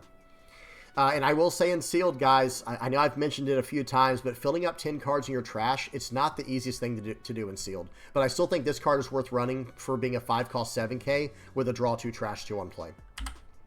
Okay, next up is Pirates Docking 6. This is a 5 cost, 7,000 power character with the effect, this character gains +6 cost. Not really a big deal probably for us in Sealed. There's not a lot of cost-based removal in this set. But then we have an on-play effect that says you may trash 3 cards from the top of your deck, and then play up to 1 Straw Hat Crew type character card with a cost of 2 or less from your trash. So this card is mainly meant to combo with a card like Chopper that we saw earlier, where you're filling up your trash like crazy and then grabbing the cards you need out of there to set up combos with 8 cost Nami. However, in Sealed, that's not super practical. I do think this card is probably still fine to play out because it's a 5 cost 7K. You might want to include this card into your deck, you know, regardless. But, you know, do remember how that works. You know, it's on play, trash 3 cards from the top of your deck, and then play up to 1 Straw Hat Crew type character card with a cost of 2 or less from your trash. So it's not just play any 2 cost or lower characters, it's specifically a Straw Hat Crew type character. Either way, not a terrible card, still a 5 cost 7K that fills up the trash and has some cost-based removal, you know, protection. Okay, next up is Frankie. This is a 5 cost, 6,000 power character with a 2K counter. This is just a vanilla character, not too bad. Okay, now for Perona, this is a 1 cost, 2,000 power 2K counter character that says if your character with 7,000 base power or less would be removed from the field by your opponent's effect, you may trash 1 card from your hand instead. So this is Black's version of what we saw with Kobe, Laboon, Leo, and Nola. Okay, very solid 2K counters to run, even in Sealed, just really nice utility 2K counters. Okay, then we have Margarita. This is a 1 cost, 0 power 2K counter character with the effect on play, place up to 1 card from your opponent's trash at the bottom of the owner's deck. Okay, this is a very rare type of card we have here, this effect, where it's like a graveyard or trash hate, where we can actually target specific cards in our opponent's trash to return to the bottom of their deck. But it is also a 2K counter, but I don't think this is really that great of a card for Sealed, okay? If you have no other options for 2K counter, sure, go for it. Otherwise, I think we have much better options for the 2K counter utility spot. Okay, now we have 7 cost Monkey D. Luffy. This is a 7 cost, 7,000 power character with a 1K counter that has 3 different levels of effects here, depending on how many cards are in your trash. If you have 10 or more cards in the trash, this is a 9,000 base power character with a base cost of, with a cost of 17. I don't think the base cost becomes 17. It just gains plus 10 cost. But the character's base power becomes 9,000. And then if you have 20 or more cards in your trash, you still get the first effect, but then you also get, during your turn, your leader's base power becomes 7,000. That is going to be very hard to pull off in Sealed. Okay, guys? There's only 40 cards in the entire deck. That would be half of your deck in the trash. or more, right? And then if you have 30 or more cards in the trash, this character gains plus 1,000 power, becomes a 9,000 base power character, but 10,000 power. So very, very cool card here. I think it's much stronger in sealed though. However, this is another card you can grab from your, or this is one card you can grab from your trash with Nami. We saw a few of them, right? We saw the 5 cost 6k, 2k counter Frankie, 5 cost 7k Pirate Stocking 6, and 5 cost 7k Nico Robin. If you get all of these cards along with Nami, then it might be worth running that card. But again, other than that, the Nami card is very, very specific. Okay, but this card, very solid. Here's the alt art for it. I think this card is decent in sealed, but it's also not the best card. I would not even run this card unless you have plenty of ways to fill up your trash, and you're going to try to build around that strategy. Okay, next up we have the Risky Brothers. This is a 1 cost 2,000 power character with a 1k counter, and the effect is activate main. You may trash this character, and if you have 15 or more cards in your trash, up to one of your Monkey D. Luffy characters gains rush character, and the it gains rush character and the slash attribute during this turn. This is kind of whatever, guys. I think this is meant for something more to do with constructed. I would stay away from a card like this in sealed. Okay, then we have Zoro. This is a great card here. 2 cost, 1,000 power, 1k counter blocker. With the effect, if your Straw Hat Crew type character other than this character would be removed from the field by your opponent's effect, you may trash this character instead. And it has blocker, like I said. And this is a 2 cost card that you could potentially combo with the Pirate Stocking 6 card. This is actually an excellent card right here, just in general. 2 cost, 1k counter blocker with Straw Hat Crew, removal prevention. Very good stuff here. Okay, now for the black events, we have Gum Gum Storm. This is a 1 cost counter that says if you have 15 or more cards in your trash, up to one of your leader or character cards gains plus 4,000 power during this battle. That will be very hard to pull off in sealed, but the main effect says you may rest one of your Dawn cards, and if you have 15 or more cards in your trash, up to one of your Straw Hat Crew type leader or character cards gains plus 3,000 power during this turn. I would stay away from a card like this, guys, unless you really know what you're doing and you have plenty of ways to fill up your trash. This card is specifically, it's really meant for Green Black Brook, the leader, in a more constructed format. Okay, then we have Swallow Bond Unavant. Not sure how to say that. This is a 0 cost 3k counter, which is really nice. Trash a card from your hand and up to one of your leader or character cards gains plus 3,000 power during this battle. But then we have a main effect that says you may rest one of your Dawn cards, and if your leader has the Straw Hat Crew type, trash 5 cards from the top of your deck. So this is a really nice way to fill up your trash if you are trying to do one of those strategies. All right, then we have I find it embarrassing as a human being. Okay, so this is a 1 cost event here. The main effect is if you have 10 or more cards in your trash, up to one of your opponent's characters with a base cost of 5 or less cannot attack until the end of your opponent's next end phase, and the trigger activates this card's main effect. So getting 10 cards in your trash is a little bit more reasonable in sealed, but even that's pretty tough, guys. I'm not going to lie, unless you have the cards to fill up your trash. But yeah, we have a main effect here that says if you have 10 or more cards in your trash, up to one of your opponent's characters with a base cost of 5 or less cannot attack until the end of your opponent's next end phase, and the trigger does the same. So not bad. If you can make that work, this could be a very powerful way to extend out the game one more turn so you can survive and try to go for lethal on the following turn. All right, guys, moving on to the yellow cards. We're almost there. We're on the final stretch. Everybody hang tight. Here we go. First up is Monkey D. Luffy. This is the new yellow leader from OP15. I think it's a good leader, and I think the effect, it's probably worth considering for sealed if you see enough Sky Island type characters with 6,000 base power or more. But in general, I would probably stay away from it, guys. I would just stick with the promo Rainbow Luffy. All right, there's the alt art. Okay. Rouge. So this is a 6 cost, 7,000 power, 1k counter character with an on-play effect that lets you, it says you may trash 1 Supernova type card from your hand, and then this character gains rush during this turn.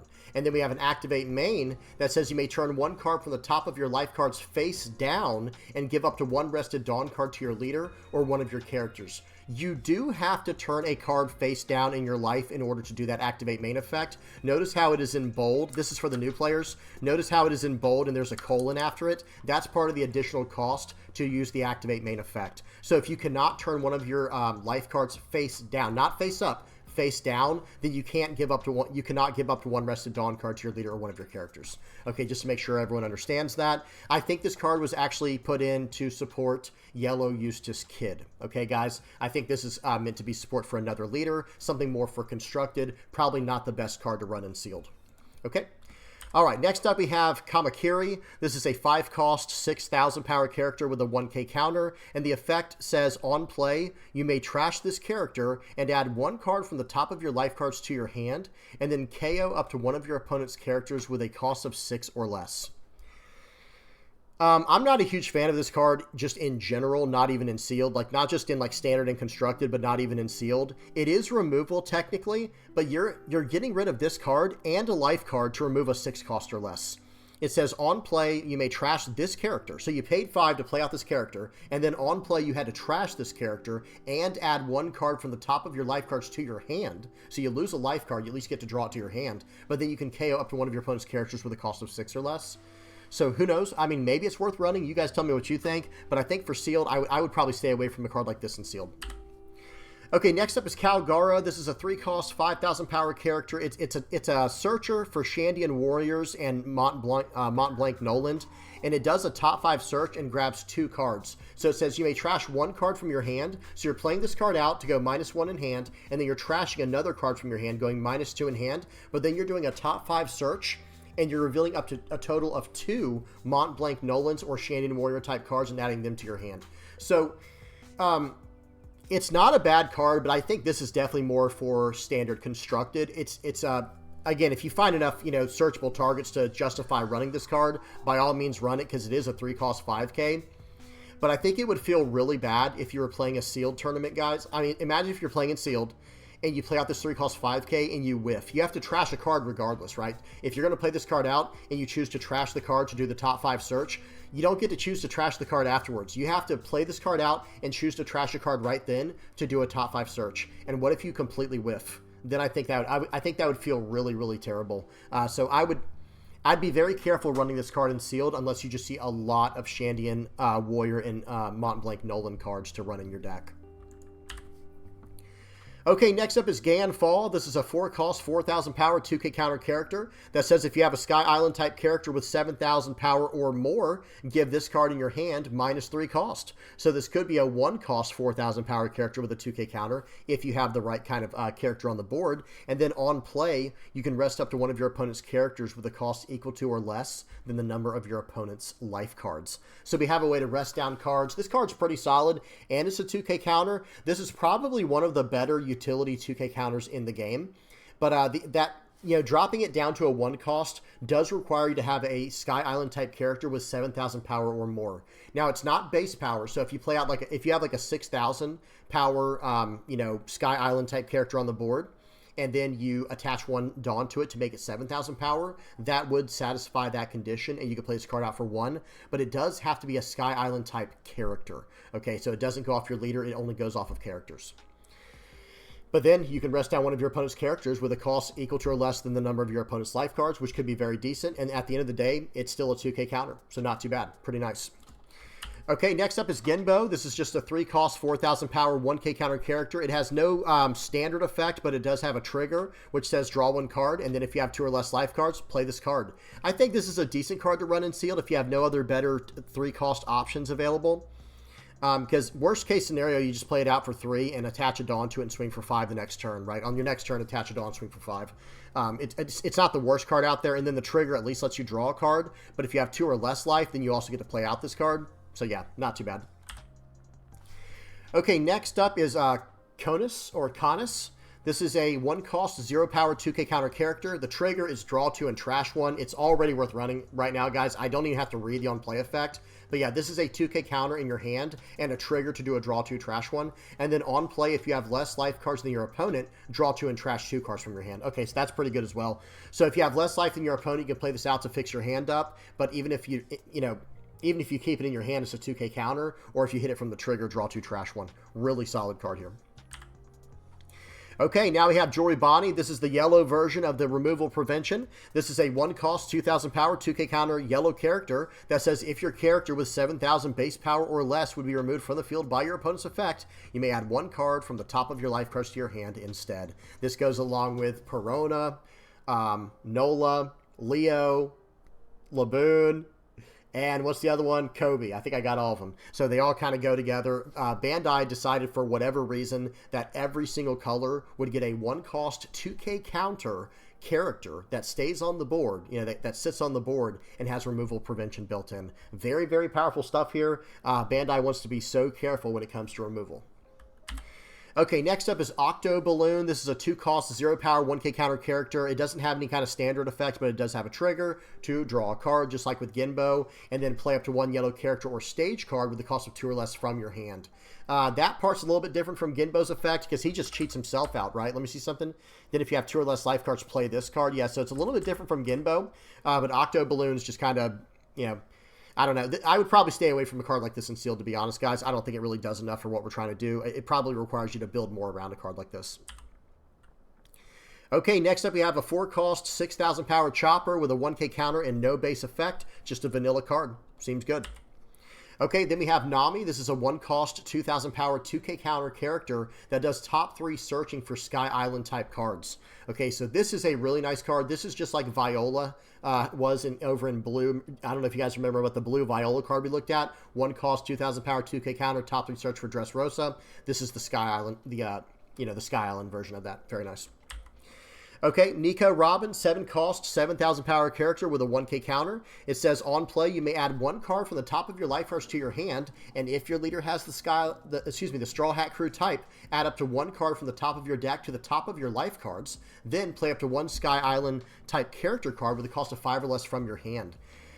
So guys, this card is actually just really, really good for Sealed, especially if you can combo it with a Sky Island type character card from your hand, a 5-cost or lower Sky Island type card. Because remember, if you're running Rainbow Luffy, Promo Luffy, you're going to have that the Straw Hat Crew type, right? But then when you play this card out, you're going to add 1 card from the top of your life cards to your hand. That seems like, oh man, I'm losing a life card. Not quite. You're actually just drawing that card from your life, and then you're going to add up to 1 card from the top of your deck to the top of your life cards. So if you had like 5 cards in your life, you're going to go down to 4 and then go back up to 5, but you're drawing that 1 card. When you went down to 4, you drew that card in your hand, and then you're getting the life right back with the effect, and then you're cheating out a 5-cost or lower Sky Island type card from your hand. Yeah, this card is really, really good, guys. This is a great card, but I will say this, if you don't have... let me say this, guys, even if you don't have a Sky Island card to play from your hand, it doesn't matter. You're playing out a 7-cost, 7,000 power character that has a 1k counter if ever needed, that draws you a card. It takes a card from the top of your life and then refills it there, guys. Really, really solid card for Sealed. Okay, there's the alt art. Looks awesome. Okay, now we have Braum. This is a 3-cost, 4,000 power, 2k counter character with the effect on KO. If your leader has the Shandian Warrior type, add up to 1 card from the top of your deck to the top of your life cards. Okay, so basically this card is a nuisance. Remember, our leader as Rainbow Luffy will be Shandian Warrior type, so our leader does have that, and it says add up to 1 card from the top of your deck to the top of your life cards if they KO this character. So this is actually an awesome 2k counter and one of the better 3-cost characters in the game, in my opinion, because you play them down for 3, you attach a Dawn to them and swing for 5 every single turn, and if they want to finally remove this character, okay, we'll gain a life card. So yeah, this card here, guys, very, very solid. This is a great inclusion here for your deck. Okay, then we have Mont Blanc Noland. This is a 4-cost, 5,000 power, 2k counter character with Dawn times 1 when attacking. Up to 1 of your Kalgara cards gains Rush during this turn. So a nice 4-cost, 5k with a 2k counter. That stat line is awesome, and then it has some potential upside. Attach a Dawn, swing for 6,000 with this character, and now 1 of your Kalgara cards can get Rushed this turn. Really nice. This is a really good card here. Very solid 2k counter. Okay, now we have Rocky. This is a 4-cost, 4,000 power, 1k counter character with blocker, and on play, play up to 1 Shandian Warrior type character card with a cost of 3 or less from your hand. I think this card's actually just fine to run, period, even if you don't have a 3-cost to run from your hand, a Shandian Warrior type character, because it's a 4-cost, 4,000 power, 1k counter blocker. That alone's fine for Sealed. Like, that's not incredible stats. We've seen, crazier stuff already, but like, that's completely fine for Sealed. If you didn't get enough blockers in your Sealed pool, and this was one of them, though, I would still run this. Not bad at all. Okay, then we have Zoro, auto include. Here we go, guys. This is an auto inclusion here. Incredible card for Sealed. Pay close attention. Listen up. We got a 4-cost, 6k. No counter, however, it has an on-play effect that says you may trash 1 card from your hand, add up to 1 card from the top of your deck to the top of your life cards. Yep, you just run that. It's a 4-cost 6k on the board that you're playing out, so the stats are right on curve, and then you trash 1 card from your hand, like maybe a brick, and then you gain a life. this card is extremely powerful in general. This is just an extremely solid card for any yellow deck, even in standard, right? And in sealed, it's not any worse. It's actually just as good in sealed because you play it out right away. You fix your hand up a little bit by trashing a brick from your hand and gain a life, and you go from there. This card, auto include for sealed, in my personal opinion. Okay, there's the alt art. Very cool. All right, now we have Wiper. This is a 5-cost, 6,000 power character with a 1k counter, and we got 2 pretty important effects here, guys. Check this out. On play, you may turn 1 card from the top of your life cards face up. Give all of your opponent's characters minus 2,000 power during this turn, and then KO all of your opponent's characters with 0 power or less. Consider how powerful that is, guys. Like, oh man, I can only KO 2,000 power characters or less with that effect because it's going to give them minus 2,000 power, and then it's going to KO all the 0 power characters then. Yeah, that's true. But you also gave all of their characters minus 2,000 power. So now you get to attack into their whole board for whatever sideways with a minus 2,000 power debuff, and you're just going to run them over, right? Very, very powerful card here. I would argue that even this might be an auto-include if you grab this in your sealed. And then activate main once per turn, give up to 1 Rested Dawn card to one of your Sky Island type leader or character cards. So you're getting further value even after playing it for the rest of the game until this card gets taken off the board. Really, really powerful card here. Okay, there's the alt art. Okay, now for the events. Impact Dial. This is a 2-cost event that says main, KO up to one of your opponent's characters with a cost of 4 or less. Then add 1 card from the top of your life cards to your hand. And the trigger does the exact same thing, but you don't lose a life card from it because you're losing a life as part of, you know, taking a trigger or taking a hit to your life to activate a trigger. It just says KO up to one of your opponent's characters with a cost of 4 or less. So, yeah, this card's just awesome. Even in sealed, I think it's fine to run. Taking life cards is never a great idea to do in sealed. There's not a lot of ways to gain life, and it's not a constructed deck. But just being able to pay 2 and KO a 4 or less, I think that's actually very much worth consider running if you don't see any better removal. It's good to at least have that option available. And one thing to consider is notice that this is not in black, like bold font with a colon before it. So in other words, even if you're at 0 life, you can still use this effect because it says KO up to one of your opponent's characters with a cost of 4 or less, period. Then you're going to attempt to add 1 card from the top of your life cards to your hand.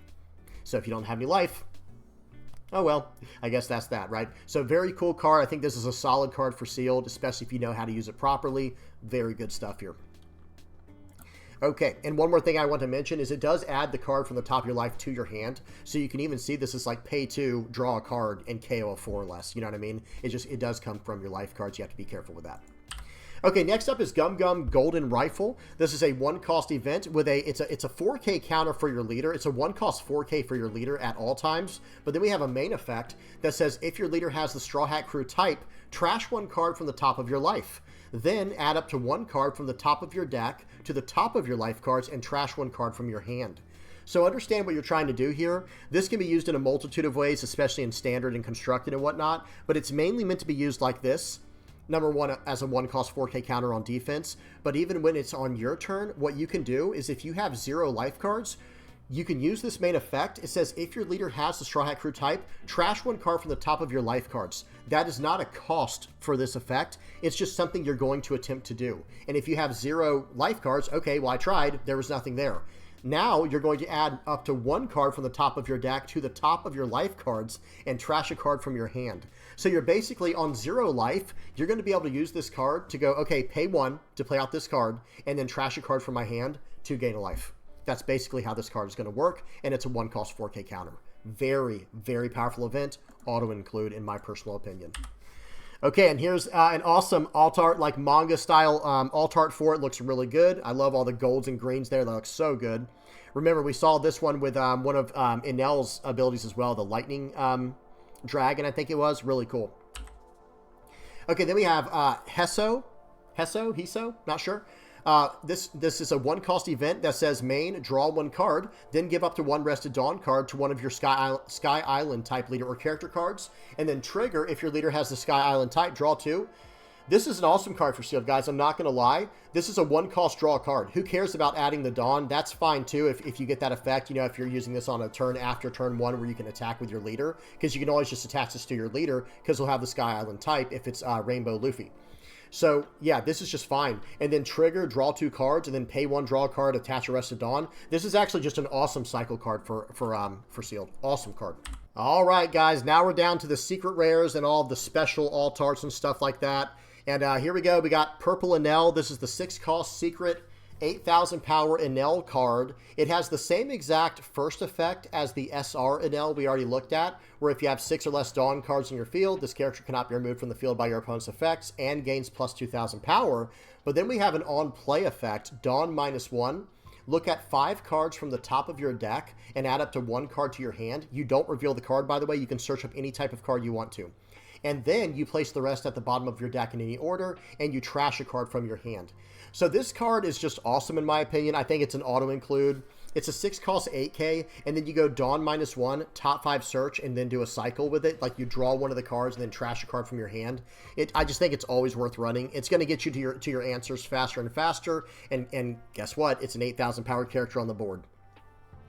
And in fact, if you play this card out on curve, no matter who your leader is, if you play it out on a 6 or 7 Dawn turn on curve, it's going to be a 10,000 power character that cannot be removed from the field by your opponent's effects on that turn.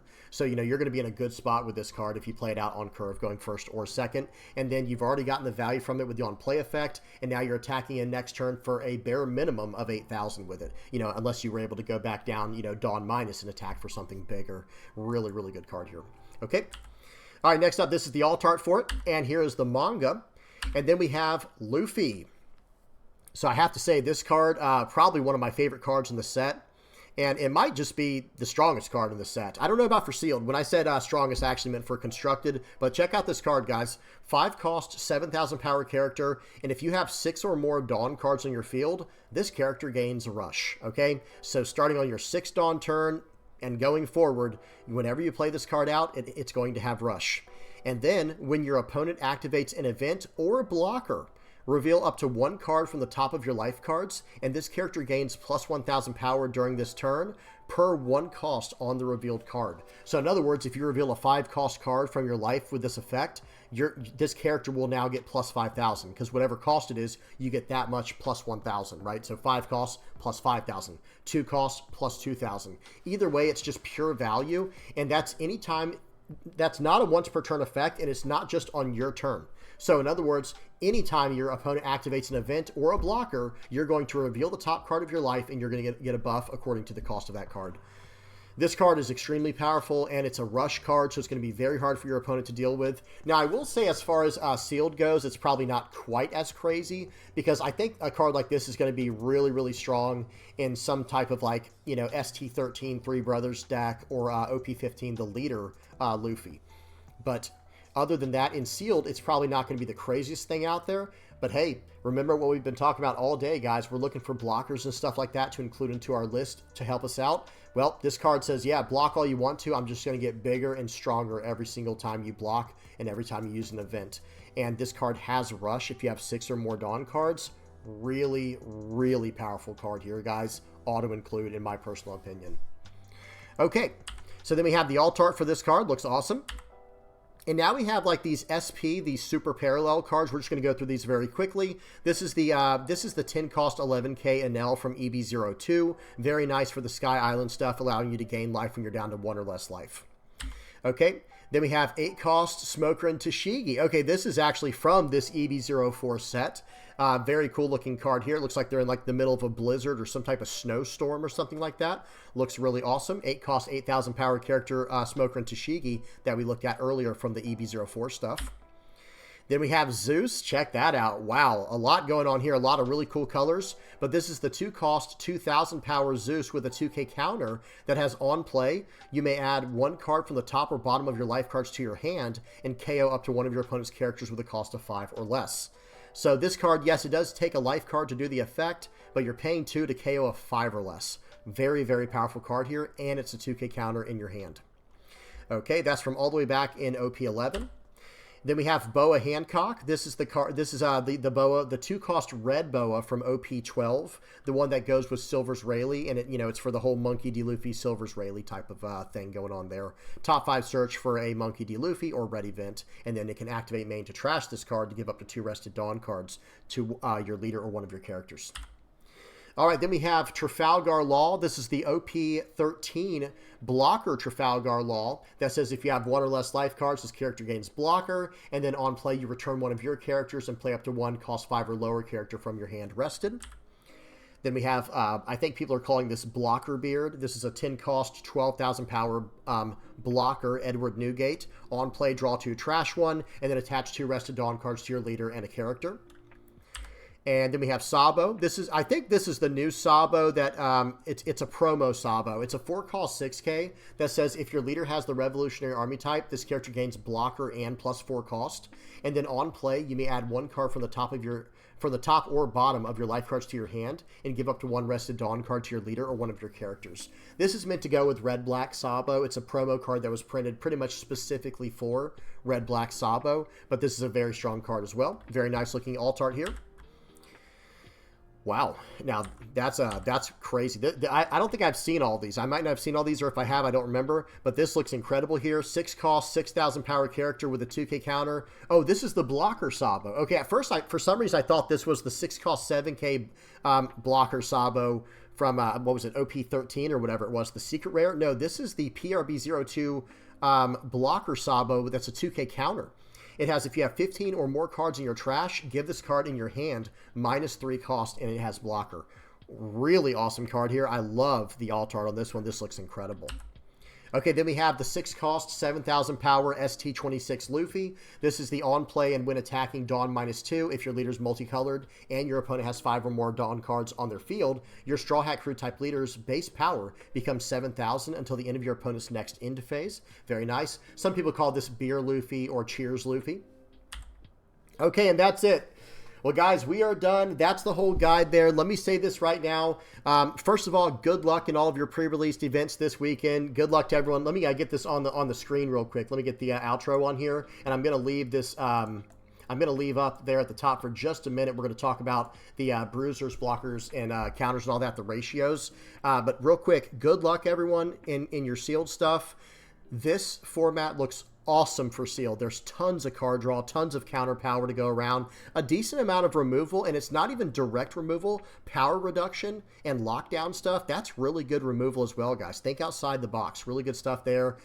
Tons of blockers, tons of big bruiser characters, especially since we have some of the EB04 stuff included as well. That's really nice. Now, one last thing I want to mention before we wrap this all up is for ratios.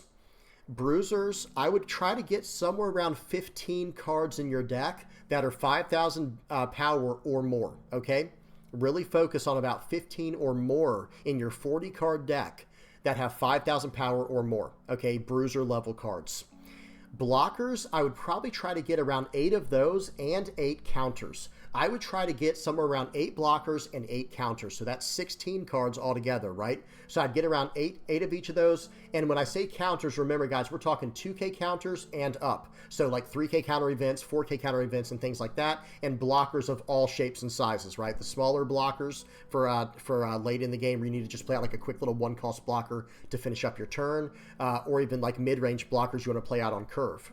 Okay, then for card draw and removal, so remember what we just said there, guys. If we're talking 15 to 16 bruisers and then about 16 blockers plus counters, that's around 32, and you have 8 spots left in the deck. I would try to round out the rest of the deck with the remaining 8 spots with card draw and removal, because that's much harder to come by typically. Okay, hopefully that helps. If you have any questions, please don't hesitate to ask in the comment section below. All right, guys, y'all have fun out there. Good luck. Let me get this. What's this thing called? Get that off the screen, whatever that thing's called. And guys, good luck out there. Tell me how y'all did for sure. Stop by the Discord, stop by the stream, whatever, and tell me how y'all do on your pre-releases. I wish everyone the best of luck, and I'm done. Hey guys, please don't forget to like, subscribe.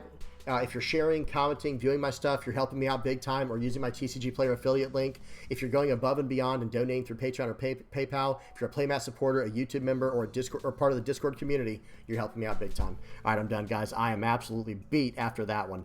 Hope y'all enjoyed. Until next time, peace.